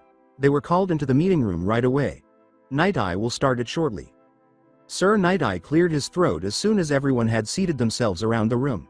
Thanks to all of the information you supplied, the investigation has advanced significantly. He gestured to his sidekick, Centipeder, and said, I would like to conduct this conference with you all today, to share any acquired information regarding the plans of a small Yakuza organization known as the Eightfold Cleansers. The students, along with the pro-heroes, perked up at that. Since about 2 weeks prior, we at the Night Eye offices, Centipeder touched his tablet, have been independently observing a certain villain group known as the Eightfold Cleaners. What was the hook? Kesagiri Man inquired. The sidekick explained. The police brushed everything off as an accident, but there were a lot of points that made no sense, so we started to track them down. There was an accident involving a thieving gang called the Reservoir Dogs. As directed by Night Eye, I have been carrying out the tracking and observation. Contact between members of the underground organization and those outside the group has rapidly increased during the year I have been conducting my investigation. They seem to be a company that is operating with the goal of growing and making money. Additionally, soon after the investigation started, he made contact with a villain named Bubaigawara Jin twice, he said, gesturing to the screen that displayed a picture. I was unable to follow them because they were so wary of being followed, but I was able to assist the police in this case. They were able to verify that there had been a skirmish of some sort during this meeting. So it's related to the Villain Alliance, Gran murmured, that's why you called me and Sukachi. Furthermore, where is Sukachi? The man in the black mask inquired. Before turning to face Izuku, the elder said, listen, boy. I never thought it would come to this. You've been dragged into quite an annoying situation. He's checking on that because there was other information from witnesses. I don't find anything about this bothersome. Izuku gave a headshake. So you're acquainted? Next to him, Mirio inquired. The Greenette answered, F from my workplace experience. Sir Night Eye cleared his throat once more and said, going forward. Centipeder stated, "We wanted to request everyone's cooperation on HN." "HN?" To the girl with the blue hair, Ochako whispered. Najire replied, "That's short for the Hero Network. The Hero Network is an internet service that is only accessible by those who possess a pro license. They claim that heroes with helpful quirks can be found all over the country, where you can view activity reports and apply for assistance. Even though they're UA, what are the brats, students, can't talk with them around," said Rocklock. "Just getting to the crux of their plot is taking up so much of our daylight. Enough out of you." Fat Gum got up and walked toward his interns, saying, "These two people are very crucial witnesses." "The two," Eijiro murmured as he turned to face the pro-hero, "of us." Tamaki muttered humbly, enthusiasm, smothering. "Additionally, it's better to get started because I believe a lot of people are meeting for the first time," Fat Gum said. "It's a pleasure to meet you all. My name is Fat Gum." He tossed candies to teenagers. "Oh, this is some candy." As the pro-heroes explained the quirk that erases bullets, Sir Night-Eye said, "We have reason to believe that the Eightfold Cleansers have made the dispersal of unlicensed goods part of their livelihood. One bullet was discovered intact because of Eijiro's hardened quirk, which defected it until Fat Gum revealed what was inside. It contained human blood and human cells." Fat Gum scowled in disgust, and as Mirio went pale, Izuku rapidly made some mental connections while his eyes widened. "Wait." Kaoruko hurriedly turned to face the pale greenette. Suyu remarked uneasily, "It feels like a story from some other world." "That effect is derived from a person, or a quirk," Ryuko said, furrowing her brows. "One quirk to ruin other quirks." A man wearing a skull mask raises his hand and says, "Well, I'm afraid I haven't really been seeing it for a while now. But how exactly is this connected to the cleansers? According to the other heroes, Ryukyu happened to encounter and apprehend a number of middlemen who were involved in the bullet sales operation with Eightfold Cleaners. Overhaul is the quirk of the capo, Shisaki," Sir Night-Eye remarked.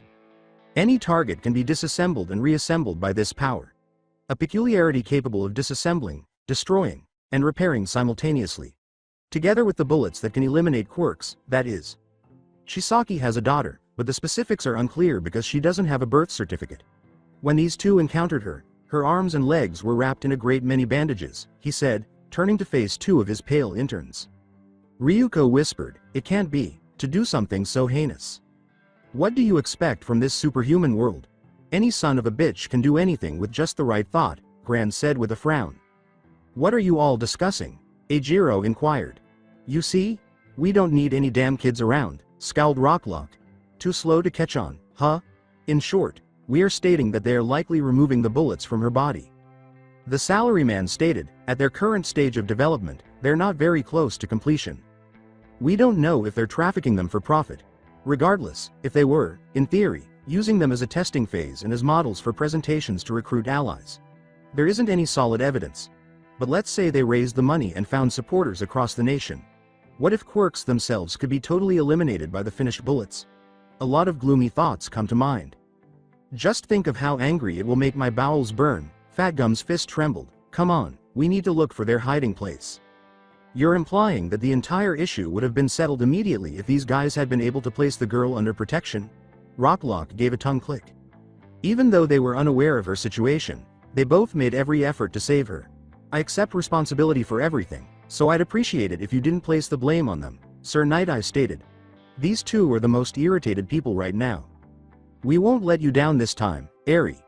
Izuku and Mirio got to their feet before declaring, "We'll keep her safe." The salaryman said, "Yes, and that will be our goal."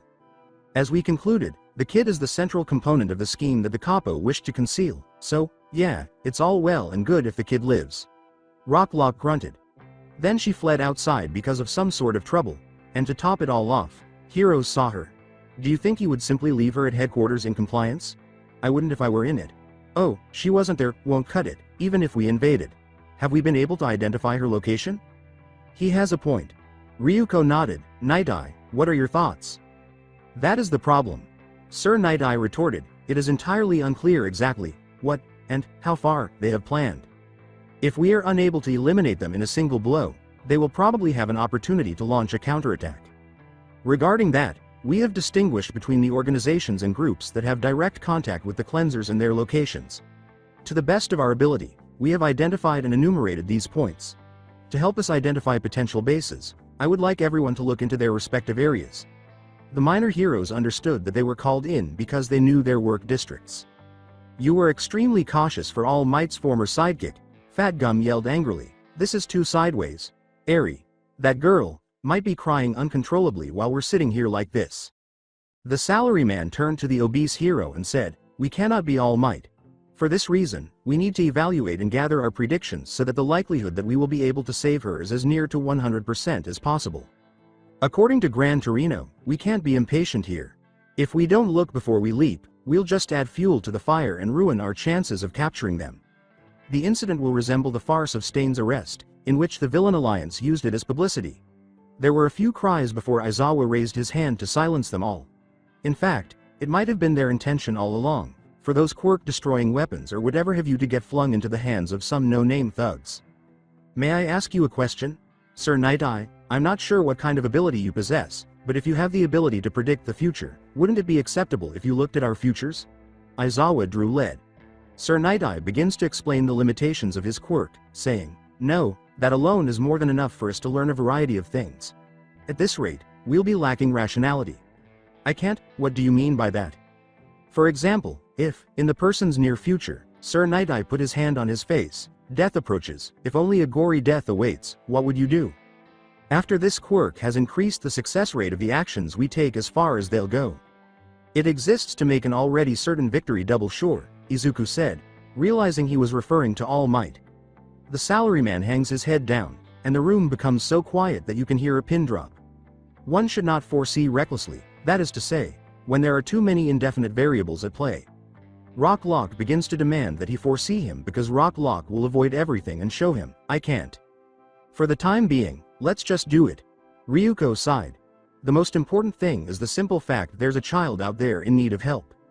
Our objective is to secure the child's location and rescue as quickly and precisely as possible, the salaryman said, standing up with his hands on the table. I appreciate your cooperation. His sidekick continues to distribute information until the meeting concludes. As the teenagers sat at a table in a lounge area close to the lobby, Tsuyu muttered, so that's what happened. Huh, Izuku and Mirio had their heads down, and Kaoruko had given the greenette a gentle pat on the back. They have filled the others in on their encounter with Eri. The words, must feel awful, made Eijiro clench his teeth. Deku, Ochako said anxiously. Everyone was startled out of their reverie when Aizawa came up from the elevator and asked, what is this, awake? The frog girl whispered, Sensei. Ah, just call me Eraserhead outside of school.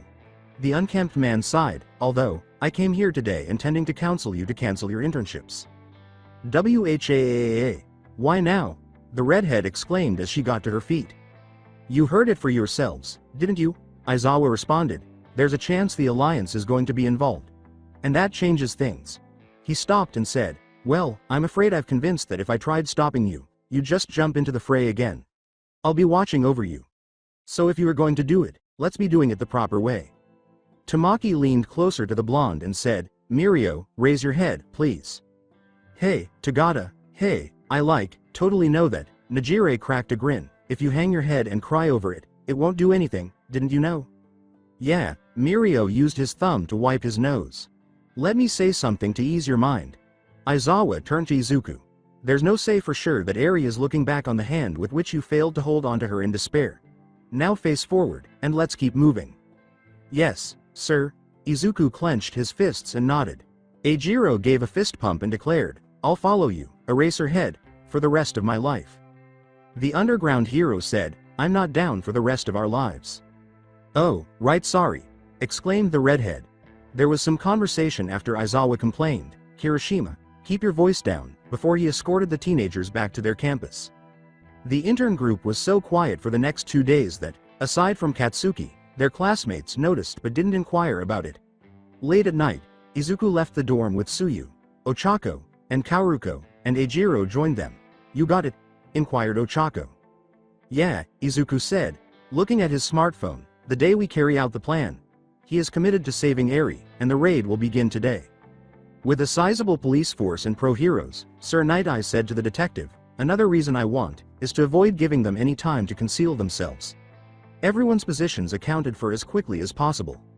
Eijiro put on his mask and said, if we get that settled now we can start early. Tamaki remarked, "You've been eager to start since this morning." Ochako fidgeted with her hands and said, "I'm starting to feel nervous.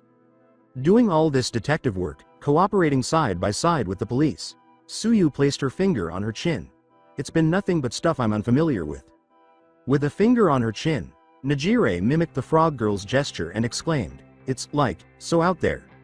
Kaoruko looked around and said, "I did a little during the workplace experience but not on this large scale." Ryuko nodded like a hero and said, "You know, they didn't go into detail about this kind of thing back when I was in school, so it really tripped me up in my rookie days." Eijiro remarked to Izuku, "I guess you're accustomed to it, huh? The pros are being all cool and calm." Izuku glanced around and said, "All the pros, but Gran Torino is missing." Sir Night-Eye overheard the greenette and the teenager looking surprised, and he said, "It seems that man was unable to come. Looks like something big's moving with the alliance, which Tsukachi is handling." The investigator responded, "He seemed down about it, but oh well. We've got enough hands on deck already. Shouldn't be a problem." The greenette adjusted his gloves and said, "I see. We're going to capture the cleansers and the villain alliance simultaneously," the redhead said, smiling while holding his hands at his sides. "Why yeah." Izuku smiled and laughed softly before exhaling, "All right." It was Aizawa who said, "Yo." The greenette jumped and exclaimed, eraser head." The unkempt man jabbed his thumb at himself. "You understand why I'm moving out with the Night-Eye group, right?" "Yes, sir," Izuku said, nodding off. Ryuko put her hand on her nephew's head and said, "Izuku, promise me you'll come out of it in one piece. I don't know how to face your father if anything happens to you." When the greenette grinned up at his aunt, she nodded and said, Don't worry, aunt, I'll be in one piece." "Hey, heroes," the cop said, "there's no helping it if it gets a little rough out there. If you see even the slightest hint of suspicious behavior or resistance, please deal with it immediately. Our opponents are Yakuza types who, at the very least, survived long enough to see this day. So I want every one of you fulfilling your roles to the utmost, without letting your guards down for a single second. Now move out." The crowd walked toward the barrier as the detective came towards it. He barely presses the doorbell before a giant masked villain punches through the gate.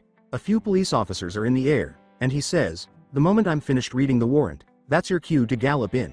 Please be quick about it." The massive beast yelled, "What do you want?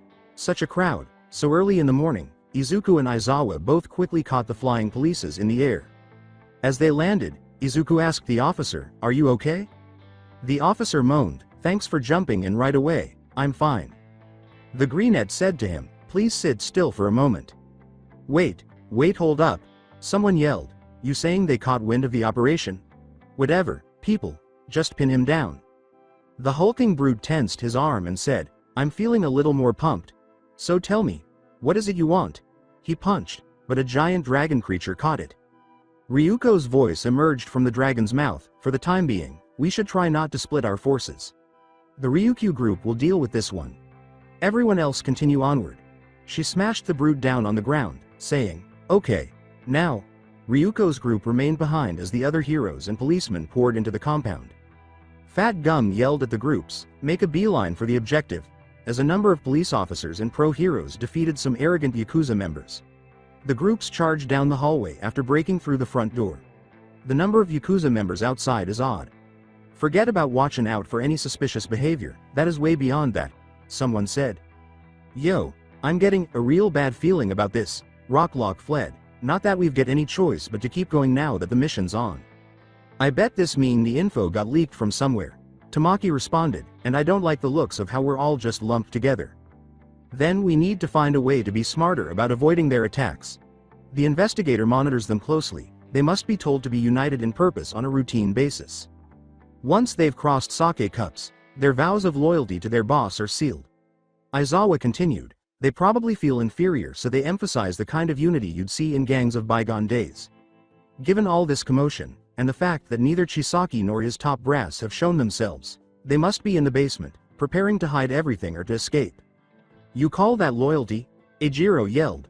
"A real man would never push all the responsibility on his henchmen and escape." Fat Gum agreed with his intern, saying, "Damn straight." Sir Night-Eye paused in front of a vase and pushed it aside, saying, "Here it is." The wall slowly parted with a click as he pushed the wooden panels down. Under this vase there's a mechanism to open a hidden pathway. If we push on these panels in a certain order, it'll open. Kaoruko exclaimed, it's like a ninja house. Centipeder looked around and said, everyone, be wary of the quirks that have yet to show themselves. He peered into the dark of the hidden doorway and exclaimed, Bubble Girl. As soon as 3 Yakuza members leapt out through the secret door. If we weren't looking for it, we'd never notice. A member brandishing a knife yelled, who the fuck are you? Just before a bubble burst in his eyes, blinding him. While the sidekick trapped 2 members with his quirk, Kaoruko grabbed the back of the Yakuza member's neck and pinned his arm behind his back, forcing him to the ground. Sorry about this, she said. She pinned the screaming member down and yelled over her shoulder, please go on without me, I'll join you in no time. I'll make sure to make him behave, he won't be giving chase anytime soon. As the others rushed into the secret path, Eijiro exclaimed in amazement, wow, that was fast. Izuku mentally concurred. They see a dead end when they turn the corner. Confused, the detective said, we were going the right way, right? Before continuing. Rocklock yelled, explain yourself, Night Eye. I'll go take a look, Mirio said, peeking through the wall, ignoring Tamaki's brief explanation of his costume and the redhead's cries about clothes. He went back and forth, this wall was just thrown up to block the way. Though, it's very, very thick. Izuku channeled full cowl as Eijiro hardened his fist, saying, they're talking us too lightly if they think this will be a hindrance, before they broke through the wall. Let's move on. The group exclaimed as they hurried inside, and then the path began to shift and wrap. As the damaged wall repaired itself, Kaoruko exclaimed, ah, the path. And she, Centipeder, and a few police officers were separated from the group. As she took down another member, she swore, shit, what are we going to do? She asked. Centipeder exclaimed, we'll find another way. The bubble girl exclaimed, Roger. She didn't know why, but she forced the sensation out of her stomach so she could concentrate on apprehending the Yakuza members. However, Irinaka's mimicry quirk, enhanced by Trigger, dropped the group into a different room, and only Mirio managed to escape the villain thanks to his phaser quirk. A hall? Izuku asked, surveying the new surroundings as he assisted a few officers in standing up. Rocklock screamed angrily, they've got us right in their hands. We're getting farther and farther from our objective. Fat Gum pounded his fists together and said, all right then, I hope you pros will show me the strength. Well, what do we get here? The group turned to see 3 cleansers wearing their own plague masks. The authority of the government, fallen from the sky, but stranger things have happened. Looks like you're itching for an all-out war here. I'll show you the strength of a pro. Tamaki came forward. To achieve our goal, the only one who's needed to take down these time-eating pawns is me. Eijiro exclaimed, what are you saying? Let's cooperate. The long-haired masked henchman grinned viciously behind his mask and said, yeah, you heard him, cooperate. We'll kill the lot of you. Any guns we pull on him will be useless. We're counting on you, heroes, exclaimed the lead detective, that's Setsuno. Ah, whatever, that just means I can let loose all I want, Setsuno asked, holding out his hand to them. What, you found out my quirk? Afraid not, Aizawa interrupted, grabbing his scarves and saying, drop your sword. The long-haired masked henchman looked at his hand and exclaimed, what the, I can't use it? The bald henchman pulled a gun out beside him and charged with their weapons. I don't care if it's a sword or a hail o' bullets, they'll sink right into this body o' mine. Fat Gum raised his stomach. So it'll be easier on yaw if yaw come quiet. Threats like that'll only work on folks who value their own lives, said Setsuna. The detective and other police officers pulled out their guns and exclaimed, we can use weapons now that Eraser's got you suppressed. Resign yourselves to your fates and surrender. Then, a giant clam flung itself through the air toward the masked henchman, and before it opened, the octopus tentacles stretched out to capture the henchman. Setsuno, quirk thief. The clam cracked open and revealed Tamaki, Hujan, quirk crystallization. Tabe, quirk ingestion. I'll be your opponent. I indulged in tons of takoyaki at Fat's office, so my octopus skills are at their upper bound, and seeing as I got shot not too far back, I'm more vigilant regarding things like these. He smashed their weapons. Squaring off against these clowns is pointless. This situation, where they're keeping so many pros in one place, is exactly what they want. But Senpei, exclaimed Eijiro. This is a race. The depressed teenager stopped him, there's not a single second to waste. With quirks like the pros, especially erasers, they should be moving ahead. And you'll need the raw power to break across the warping underground, too. Not to mention the police and their firearms. Fat Gum. He shouted. I can shut these 3 down here. Fat Gum pushed his red-haired intern and scowled tightly, saying, let's go, the door's over there. Fat! Exclaimed the redhead. When his quirk failed to work, Setsuno yelled, hey, hold on, wait, not again. Pin down these 3 while my quirk is still in effect. Aizawa slashed Tabe's neck, and the sullen teenager complied, slamming the goons against the wall across from them. As the group ran down the hallway, Tamaki yelled, everyone, I leave Mirio to you, knowing him. He'll definitely push himself too hard, so please help him. Fat! Exclaimed Eijiro once more. What are you thinking, abandoning Senpei there? I let you make the final decision because the child is with your office, but tell me straight, it doesn't look good, does it? Did Rocklock ask? Fat Gum scowled and said, he's the strongest of all of us here, but his heart was weak. The pressure of having to do everything flawlessly was crushing him. Under that pressure, he made it all the way to the big 3 at UA. The child who called could shut them down. What other option do we have but to let him handle it? As they moved farther down the hallway, the redhead mumbled anxiously, Senpei, will he be alright? Oh no, I'm feeling anxious. Yeah. Izuku and his fellow student were in the same situation. However, Fat Gum yelled, believing in comrades is what it means to be a man when they show you their back. Senpei will be fine. Eijiro abruptly turned around and said, he's our senpei. Wait, it appears that you are a man who is easily influenced. At him, the greenette gaped. We must have faith in him, even though I'm still concerned. We can't waste a single second of the time Senator has given us to work with, the redhead shot back. Sir Night-Eye pointed to the stair with his eyes and said, let's go back up. Take those stairs. The heroes saw that the hallway had not changed. As he stated, we're charging ahead to no obstacles. Aizawa said, something's not right. It's strange that the villains who were warping the basement haven't shown any signs of movement. He might not be able to fully understand what is happening throughout the entire basement floor and distort it if he doesn't try to stop us right away. The police team that was abandoned above Senator is also visible. Perhaps it's them. He's most likely concentrating on that. So he only knows a certain range? The black hero made a guess. He entered the underground and is manipulating it, the underground hero retorted, but in the end, that's just my guess. He is not now it. It's possible that his actual body is somewhere close by if he's just moving through the walls while observing and listening and altering things to impede our progress. And then, his body might show through, eyes and ears probing. The group kept running until a wall abruptly appeared to try to keep Aizawa apart from the others. But Fat Gum moved quickly to push him aside. Sorry. The hero from underground yelled. Don't be concerned about it. Fat Gum yelled as he dragged Eijiro with him as he walked violently into another room. He's back at it. As Irinaka twisted the hallway, Rocklock clenched his teeth and said, stop this shit right away. The ceiling. The walls. The ground. They're getting closer. We'll all die from being crushed. We will be reduced to ground beef. Lockrock. Sir Night-Eye gave a growl. Oh, stop being the boss. The reason for this entire mess is your poor leadership, the black hero said, slapping the nearest wall. Deadbolt. He said, rotating his hand. This way. The bending wall said, freezing in place. This side is no longer moving. Don't gripe about the small space. That's too many points for my maximum security deadbolt to lock down. This is my range's upper limit. The wall on the other side bounded forward. See? I didn't lock down that point, but he's attacking again.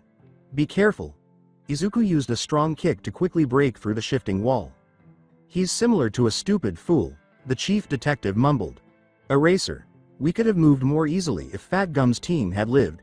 Shifting cement must be locked in place, Rocklock yelled. I understand. Aizawa let out a bark as she searched the shifting room for Irinaka's body. It will only progressively worsen at this rate. The black hero forewarned. We will eventually be cornered. We're not getting anywhere. As if you could stop us right here. Izuku shouted to wherever Irinaka is before the shifting room suddenly opened up. It opened up? What are they currently playing? Before the room abruptly changed once more with the walls rising, a random officer asked. Deku. They looked around the new room after the underground hero grabbed the boy in question. They divided us up. The greenette catch his breaths. Why now? Hey, gentlemen. From beyond a wall, Rocklock yelled, are you okay in there? Before the greenette and unkempt man heard a noise coming from Rock's side, there was some muffled talk between Sir Night-Eye and the police. Clock. What happened? Aizawa yelled. Eraser, get out of the way. Izuku opened the wall with a kick to observe. I was attacked by an imposter who suddenly materialized. Rocklock kneeled over another Rocklock that was lying on ground with some knife wound. Keep your eyes peeled. New adversaries have emerged. Somewhere. They're here. As the black hero walked up to the teenager, Aizawa moved to check on the fallen man. Midoriya, are you okay over there? Indeed. Izuku nodded and said, but we have to get to Chisaki quickly. Rocklock then rushed at him, brandishing a knife and grinning maniacally, saying, Wah? Aizawa sharply turned around to use his quirk on the real imposter and Rocklock's face melted away to reveal, Toga Himiko. I am that, Himiko shrieked giddily. Toga, you were called? I'm so glad we could get together once more. Izuku, baby, I'm so happy. I'm like, ecstatic. Her words, make love child with me, will go down as one of Deku's most memorable moments in his career. The scarves of the underground hero pulled her back. Toga Himiko, this is the end for you. When Aizawa yelled, the ruthless girl flipped him over and stabbed his shoulder with a knife before releasing herself with a little tumble. Sensei. The boy with the bushy hair yelled. I'm doing fine. He was stopped in his tracks by the underground, who said, don't get any closer. When they turned to face the villain, they saw a wall slamming. He turned back to the anxious teen and said, I'm fine, never mind me. Stop Locric's bleeding out quickly. Then take the knife. After a few minutes, the area begins to shift violently like a whirlpool with a roar. It seems Toga uses blood, he said, and the teenager obeyed him, realizing Himiko's transformation quirk from the license exam and wondering what the villain alliance is planning this time. I'm going to crush you all to pieces. Irinaka's eyes were bloodshot as she roared angrily. A voice. The underground hero held onto Rocklock as everyone keep their balance as best as they can in this situation. You heard it, too, right? The walls shifted faster along with that voice. Izuku nodded as he listened intently to identify the source. Could that voice be Irinaka's, then? Where did it come from? I can't tell, the sound echoed too much. He found the source when Irinaka let out another roar and lunged across the warping walls before delivering a high kick to the ceiling, shattering apart to reveal Irinaka's face and upper body. Aizawa quickly activated his quirk, erasing the villain's quirk as Irinaka fell before Sir's stamp knocked him out and Izuku grabbed him before landing back with the group after a few jumps. Sir Night-Eye mumbled, but now, this maze is over, as he caught his heavy stamp. It would seem that we've been used. Izuku turned the criminal over to the police, saying, Eri. Tagada Senpai. With scarves draped over his shoulders, the underground hero said, I'm glad we're not trapped in a living maze anymore, but now we can't tell which way's forward or back. The salaryman gestured to his left and said, if you're referring to the way to Eri's room, I've already ascertained it. Irinaka. Make this damned mess snappy and return it to normal, the lead detective said, glaring at the aforementioned villain. The shaky villain drooled and growled, you hear me? Aizawa recognized the signs and concluded that Fat Gum's previous analysis was accurate. The drugs must have worn off. Irinaka can no longer use the same power that he once exhibited. But are you unaware of this? Toga and Twice. The villain alliance must still be hiding somewhere nearby, the detective said, clenching his teeth. Irinaka growled, Toga, Twice. Fuck them. The little shits who are backstabbing. Where are the other members of the alliance? Sir Night-Eye inquired. As if I knew, once more, the villain growled, but if you wait, I'll find them. I'm going to split those bastards in two and take their heads. There are only two of them here, the salaryman said, turning his head.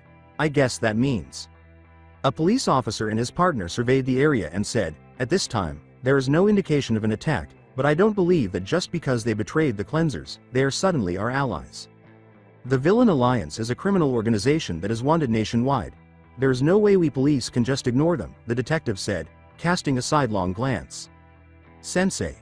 Izuku turned to face the underground hero, but he remained silent. You're just standing around talking. What the devil are you doing? On his good arm, Rocklock leaned up and said, forget about them and go. Let the police handle the alliance. Or did you overlook our main goal? The detective muttered, I guess that would be the best course of action to take. The black hero remarked, that girlie did a number on me, and I'd be hurting a little if I jumped back into the thick of it. Someone would have had to stick behind anyway, what with Irinaka tied up. Go ahead and do something if you get it. On the surface, Ryukyu and the other heroes. The policeman who had been separated from us underground. Sun Eater. Riot in red, Gum Fat. Lemillion. We just need one more push to get where we've come. Don't waste the time that everyone has given us. Rocklock, don't worry. As he ran with Sir Night-Eye and Aizawa, Izuku called over his shoulder, we'll definitely save her. The three of them ran down the hallway until the teenager spotted a lying masked villain near what appeared to be a dead end, and he took a powerful leap to break through the wall. Almost immediately, he saw Mirio, who appeared to be seriously injured, standing in front of Eri, and Chisaki was about to hit them with his quirk. The black hero nodded and clicked his tongue, hoping the kids would make it out because they kept reminding him of his new baby. The greenette moved quickly and punched Overhaul's shoulder with enough force to send the villain flying. Good night. Secure them. Aizawa glared at the antagonist. As he saw the damage all around them and the suffering his older intern had endured, Sir Night-Eye quickly put his arms around Mirio and Eri. Damn you, Kami! Chisaki screamed as he repeatedly slammed his hand on the ground. The underground hero had eliminated his quirk. They were driven this far back by Lemillion. Together with the greenette, the underground hero charged, saying, "We're going to get some answers out of him." Chrono, get up! When Aizawa noticed something out of the corner of his eye, Overhaul's shout gave him a chance to react. Deku. As Chrono nicked the underground hero's arm with his arrow hair, Aizawa pushed the teenager away, and he felt time slow down. Anybody cut by my minute hand gets slowed to a crawl. Chrono climbed up. I was planning to skewer you both, but you heroes really are next league. Chisaki. Izuku hurled himself toward the antagonist. It's useless. As if I'd ever let a bunch of little shits like you ruin my plans. Chisaki slammed his hand as Aizawa couldn't stop blinking and the ground exploded with cement spikes. With his hand covering his face, he stood up and said, Nemoto, you agree with me? You can't bear the idea of me being finished here, either, he said as the aforementioned masked man landed roughly close to him. Nemoto, I must thank you for everything. I'm sure that only you would sacrifice yourself for me. Before they exploded in a bloody shower and merged together, he clenched one hand on Nemoto's face and another on his own. Lemillion. You were stronger than me, he said. However, it was all in vain. It's time you returned Eri to me, Chisaki said, revealing 2 additional clawed arms.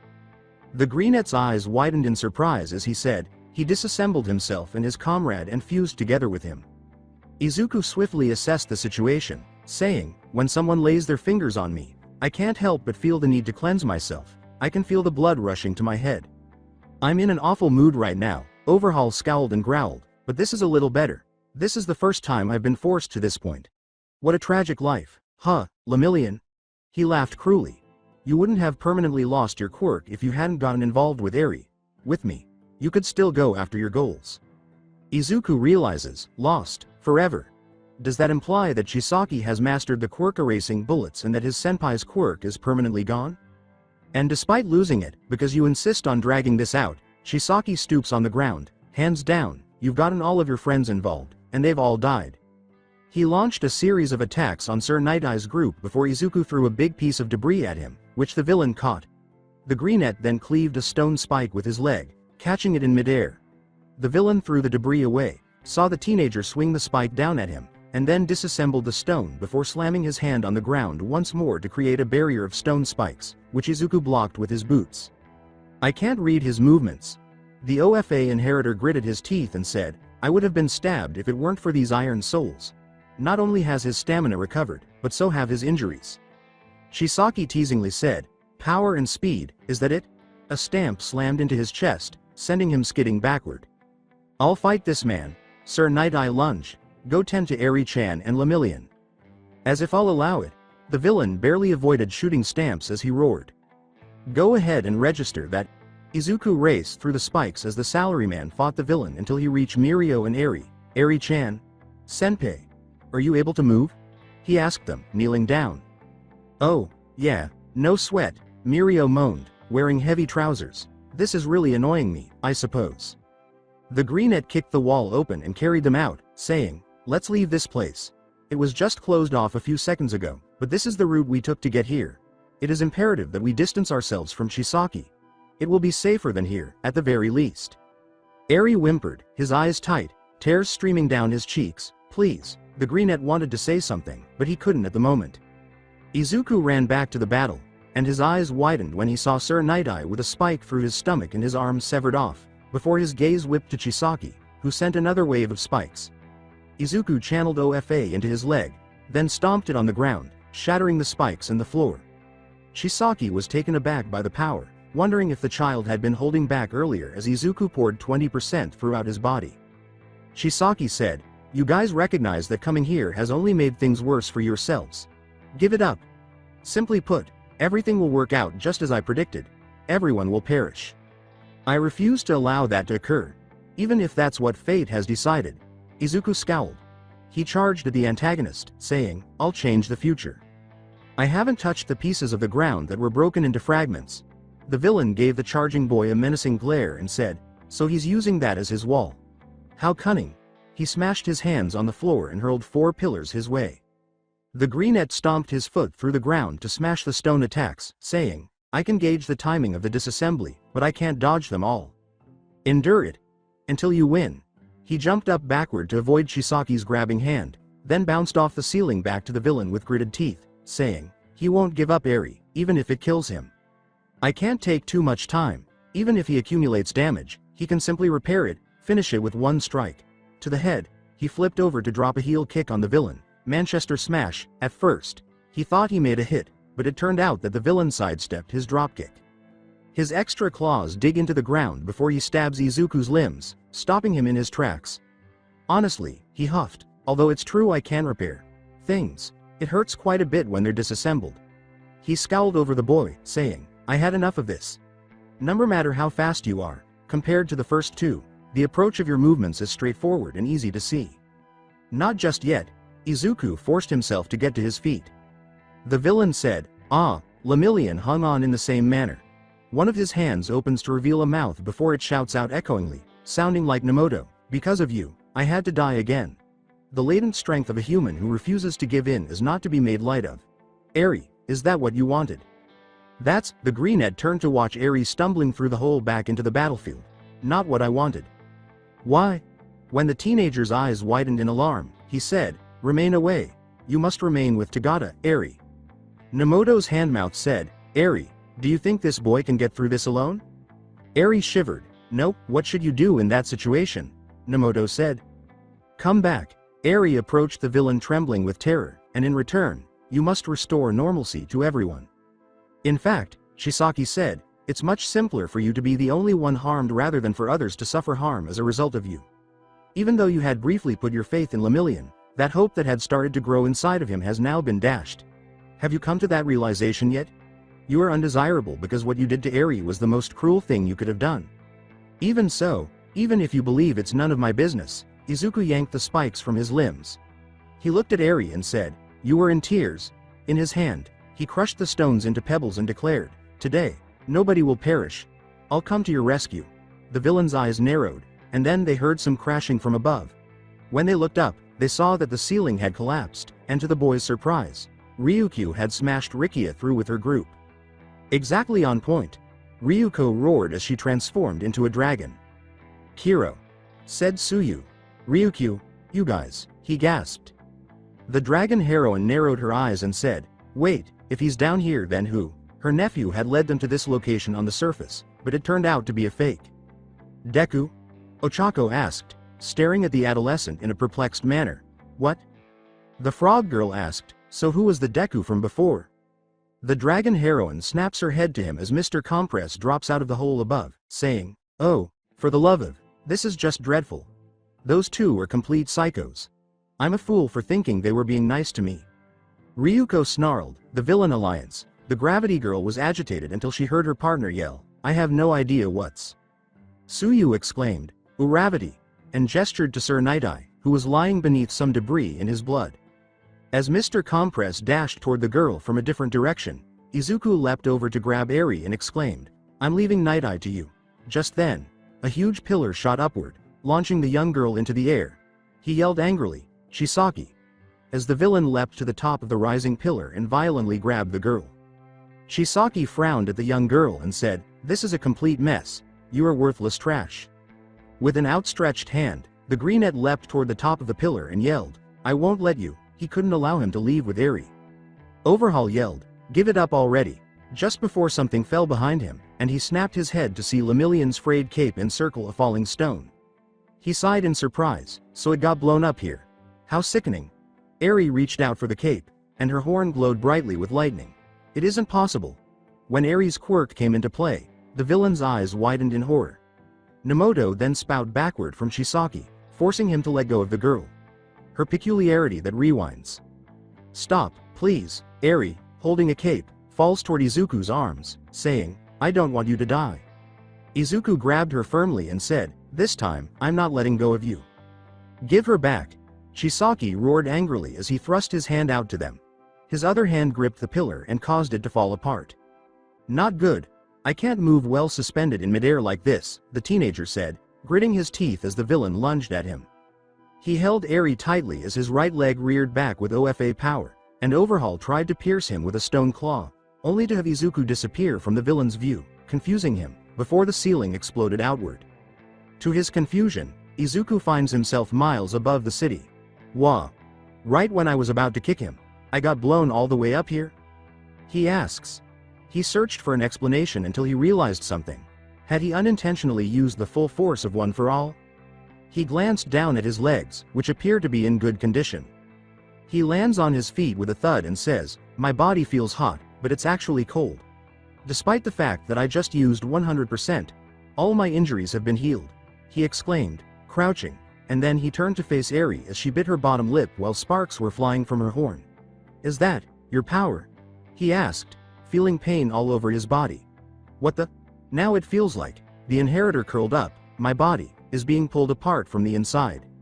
As the ground exploded with snaking spikes, Izuku heard a booming voice say, she's unable to control her power.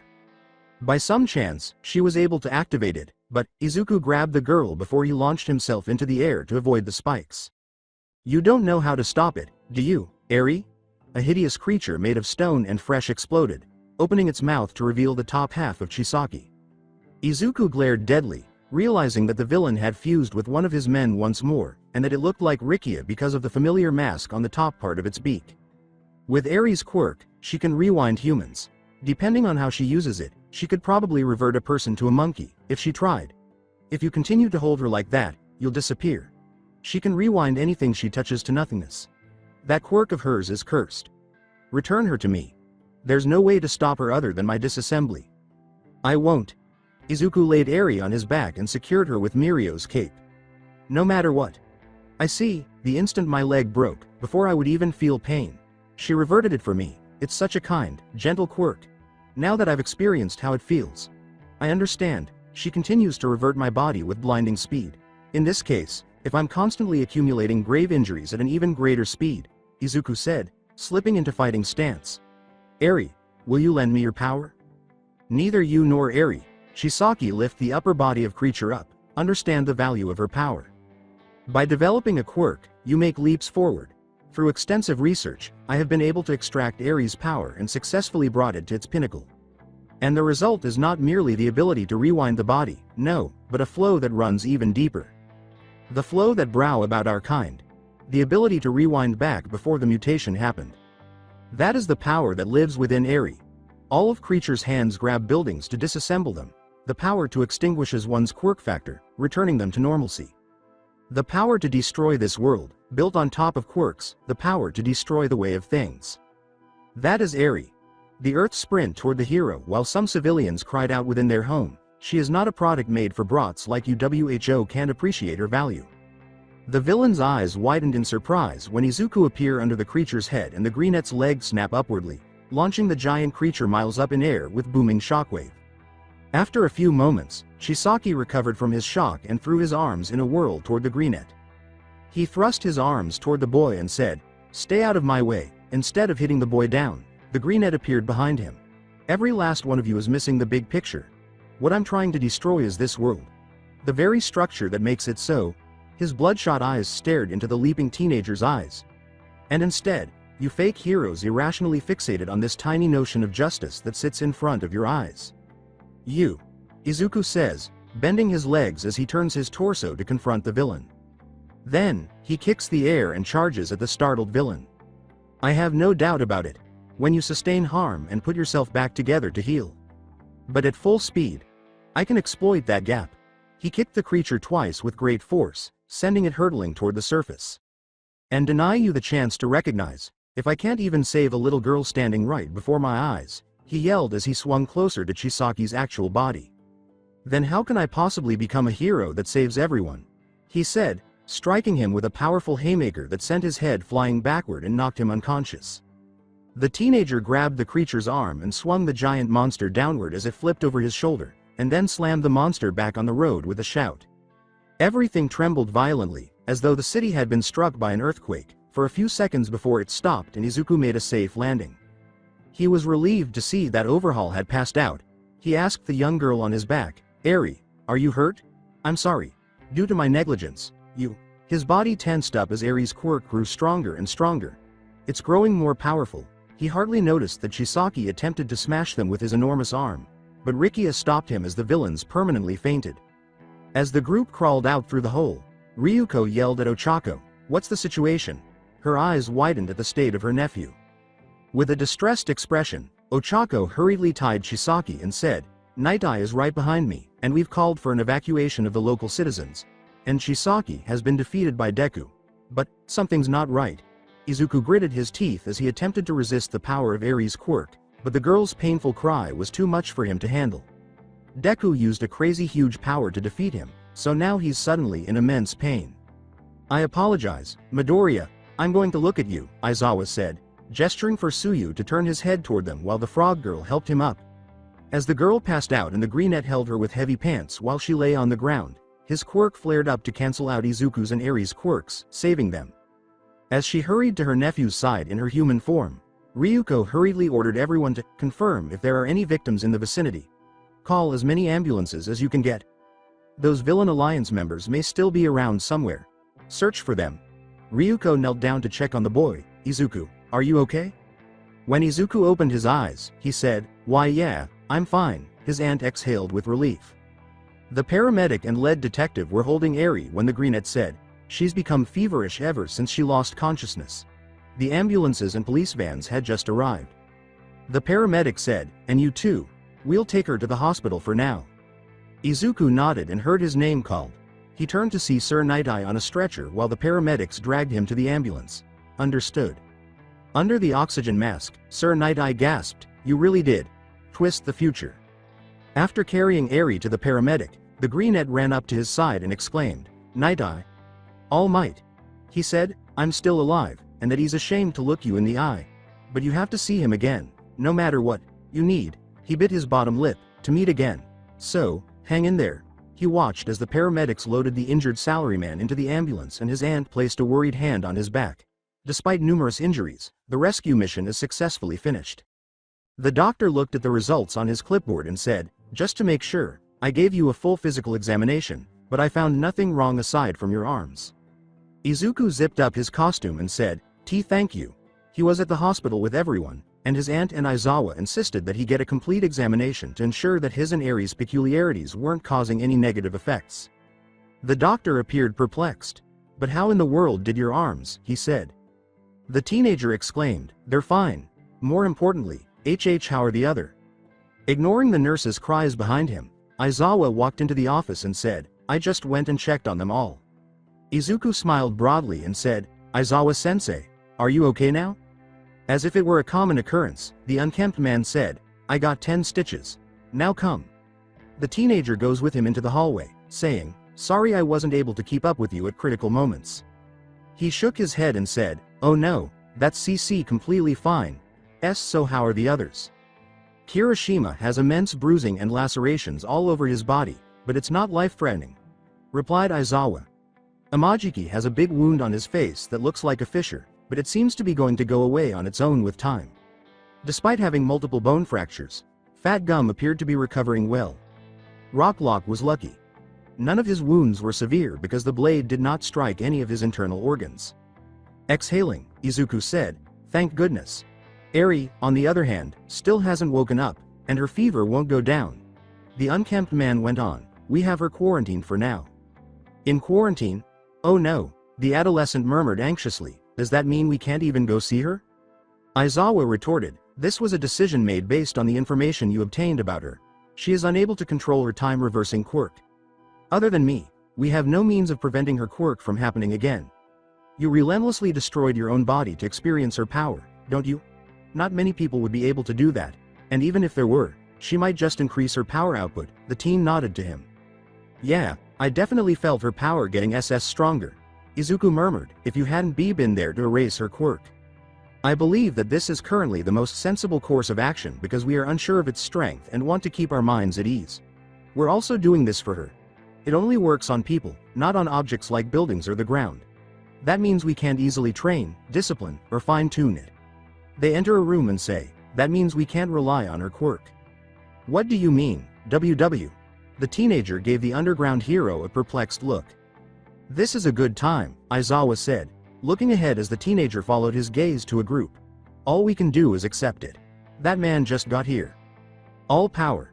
At the aforementioned retired hero, Izuku exclaimed, recovery girl. He saw Kaoruko fighting back tears and said, but why are you here? He was always thinking about All Might, Kaoruko said, sniffling as she approached the greenette and buried her face in his chest while wrapping her arms around his stomach. I asked him to come. Wait, what does that mean? The greenette's eyes grew wide. The surgeon said quietly, honestly, it's a miracle he's still alive right now. Unfortunately, there's nothing we can do. Recovery girl led them to another room where they saw Sir Night-Eye in bed with numerous tubes inside his opening stomach and machines surrounding him. At this point, my powers won't help either. She said solemnly, I'm sorry to say this, but we don't think he'll last to see tomorrow. Toshinori said, Night-Eye. The salaryman's eyes creaked open. All, said Sir Night-Eye, panting, maybe you'll come see me at last. He laughed, when I'm dying? The retired hero looked down regretfully and said, I've done such a terrible thing to you. I don't even know how to reply to that. Good night. You can't go. Izuku yelled, you must survive, keep going. Turning to face the teenager, the salaryman said, you humble yourself too much. It's not like I blame you or anything. All I wanted was for you to be happy. That's why. If you've decided to fight against fate, that's okay with me. I also want you to resist fate, please, Toshinori pleaded. Allow me to atone for all of my transgressions. Sir Night-Eye remarked, making amends, I also owe a lot of people for bothering them. Up until now, I've been looking for every way to change your future. I wanted to change the future where you were killed. I've looked all this time, but nothing has worked. I couldn't change a single thing. However, Midoriya guided me. I simply couldn't get these doubts to go away. Nothing can be changed by me, nothing can be changed. He looked up at the ceiling and said, looking back, I think it was all about energy. Those thoughts were always stuck in the back of my mind. A future you fervently desire. So much so that uncertainty is eliminated, a powerful and distinct vision. Vitality. From wishing. Midoriya is probably not alone. I believe that everyone had such a strong belief in a single future that everything came together. I believe that he directed all of that energy toward Midoriya, and that's what happened. One can never be sure of the future. My opinions on that were altered by you. That makes me very happy, but I regret a few things. Don't. Kaoruko took the salaryman's hand in both hands and squeezed it firmly while crying. Don't die, Daddy. The salaryman laughed softly and said, look at you. And here I was wondering when you were going to call me that. I love you like a daughter and always think of you as such. My biggest regret is that I never told your mother how much I adored her and asked for her hand in marriage so that we could have the family you had always desired since you were a young child. Please don't, Daddy. Daddy, you have my undying love, the blue girl sobbed. With a gentle smile, Sir Night-Eye turned to Izuku and said, and I love you too, Kaoruko, my little girl. Midoriya, please, take care of her for me, will you? With tears in his eyes, the greenette bit his lip and opened his mouth to speak, but... Hold on. The group turned to see Mirio barging in as the nurse tried to stop him. Tagata, don't get up and move around yet. Good night, sir, Mirio cried out as he ran to Sir Night-Eye's side. No, don't die, please. You are unable to leave, you simply cannot. Mirio, Sir Night-Eye said, I've made you experience so much hardship, if only I had been more astute. I learned everything from you. The sobbing phaser yelled, I've become so strong because of you. And the reason I'm still here today is thanks to you. You must continue teaching me, please. You cannot perish. It'll be okay, the salaryman said, lifting his hand to cup Mirio's teary face. You are turning into a remarkable hero. This is the only future that we shouldn't change. So please, keep smiling. He smiled at them, lowering his hand to gently hold Kaoruko's hand. Society needs smiles, laughs, and energy to bring about a brighter future. Daddy. Kaoruko cried uncontrollably. Mr. Mirio sobbed. When the electrocardiogram machine's heart rate fell flat with a beep, Night Eye passed away smiling. They just won't stop talking about it, muttered Recovery Girl as Izuku approached Aizawa and Recovery Girl a few hours later while they were watching the news on the monitor about an incident on the highway involving overhaul and police escort. Izuku said incoherently, Shisaki was, by Shigaraki? Don't let it affect you, Aizawa said, it's not something you need to feel responsible for. With the exception of Tagada, whom they will continue to monitor, your students will be going back to school for the time being. All of the others have recovered fully and have been healed. They ought to arrive shortly. Awada, that poor dear, have already went back after her mom came couple hours ago. The elderly lady murmured, I think I'll make the rounds one more time and heal some more patients. In addition, the Greenette said, I would like to stay until Eri wakes up. The underground hero stated, we must leave her in the capable hands of the doctors because your presence won't alter the current situation. Before leaving, Izuku set his backpack down beside the heroes and said, I'm going to give my regards to Senpei. Aizawa sighed to himself and decided to overlook it this time. Hey, right now isn't. Izuku returned to the dorm with Ochako and Tsuyu at night after speaking with Mirio and asking questions, while Ejiro went back to his dorm. There back. As the girls hurried up to the three, Kami yelled. How are you all doing? Mina inquired anxiously. Everything was broadcast on the news. Toru let out a cry. Kyoka remarked, everyone was worried about you guys. Holding out a plate of cake, Kanoko said, here, comfort foods. After getting entangled in some crazy business, you always return. Stop frightening us, damn it. Setsuna yelled at Izuku, who appeared quite sheepish as a result. Pony whispered, we're glad you all okay. All right? Are they all right? The rocker whispered. To all of you, calm down and give them space. Itsuka jumped between them, saying, I know you were all worried, didn't you all see the news? You are aware of what they endured. As classmates, we ought to be considerate of their emotions and give them space to rest. Their bodies are not the only thing. They must also be experiencing emotional distress. As his best friend turned to face him, Izuku called out to her, Itsuka. Thank you, but, he said with a gentle smile, I'm all right. Oh, are you certain? With concern, the Orangeette asked, and he nodded once more. I'll prepare herbal tea with lavender. It will calm your hearts, Momo said as she hurried to the kitchen. Is everything okay, Ochako? Tsuyu looked at the girl in question. Ochako said, glancing at her hands, want to save people. She was upset that she was ultimately powerless to help, and Aizawa had given her some advice. Where is Kaoruko, I wonder? The teenage boy inquired anxiously. According to Yui, her room. Izuku jogged to the elevator and said, I'm going to check on her. Almost everyone nodded, concerned about the bubble girl, who hasn't left since she returned and won't let anyone in, figuring that since he has the same internship as Kaoruko and was present when it happened, Izuku will have a better chance. Katsuki and Shoko remain silent before they turn in early because they have provisional license training tomorrow. Kaoruko, it's me. Izuku said softly behind the door, I want to check on you and, to let you know we're back. Kaoruko sat on the floor against the side of her bed, sobbing between her knees, and ignored the knocks on her door until she heard his voice. Kao. The Greenette almost jolted when the blue girl opened the door slightly, her eyes puffy.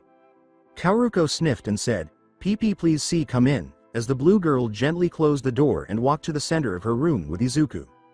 Izuku was at a loss for words until she abruptly buried her face in his nape and embraced him, causing the Greenette to freeze. Can we? She sniffed once more, stay such for a while? They end up cuddling on the floor, his shirt feeling wet, and Kaoruko slowly releases him with a couple sniffles before they get up. Hi. He said softly as he hugged her back and caressed her back without thinking. Sorry for getting your shirt wet, Kaoruko used the back of her hand to rub her eyes. Izuku waved it away quickly, saying, it's fine. I'm going to bed so, I'll see you out. The blue girl walked to her door with the Greenette behind her, then turned to face him a little while her right hand hovered over the doorknob. Izuku, can we do it again tomorrow? The funeral arraignment makes everything too real, so she can't bring herself to say it when I return from seeing my mom about. Why yeah. He replied, text me. I in fact, Text me anytime when you in need. I will. She interrupted him with twitching corners of her mouth as she opened the door to let him out, and he was about to go straight to the elevator when she stopped him by gently holding his wrist outside her door. And thank again. Kaoruko surprised him with a light kiss on his cheek, barely touching the corner of his lips, and she backed away from the fluttered boy.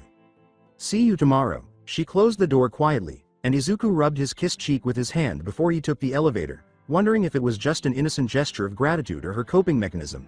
He decided not to think about it for the time being because he has to support her and help her get through her grief as best he can. I will continue the story in the next part. Till then, bye bye.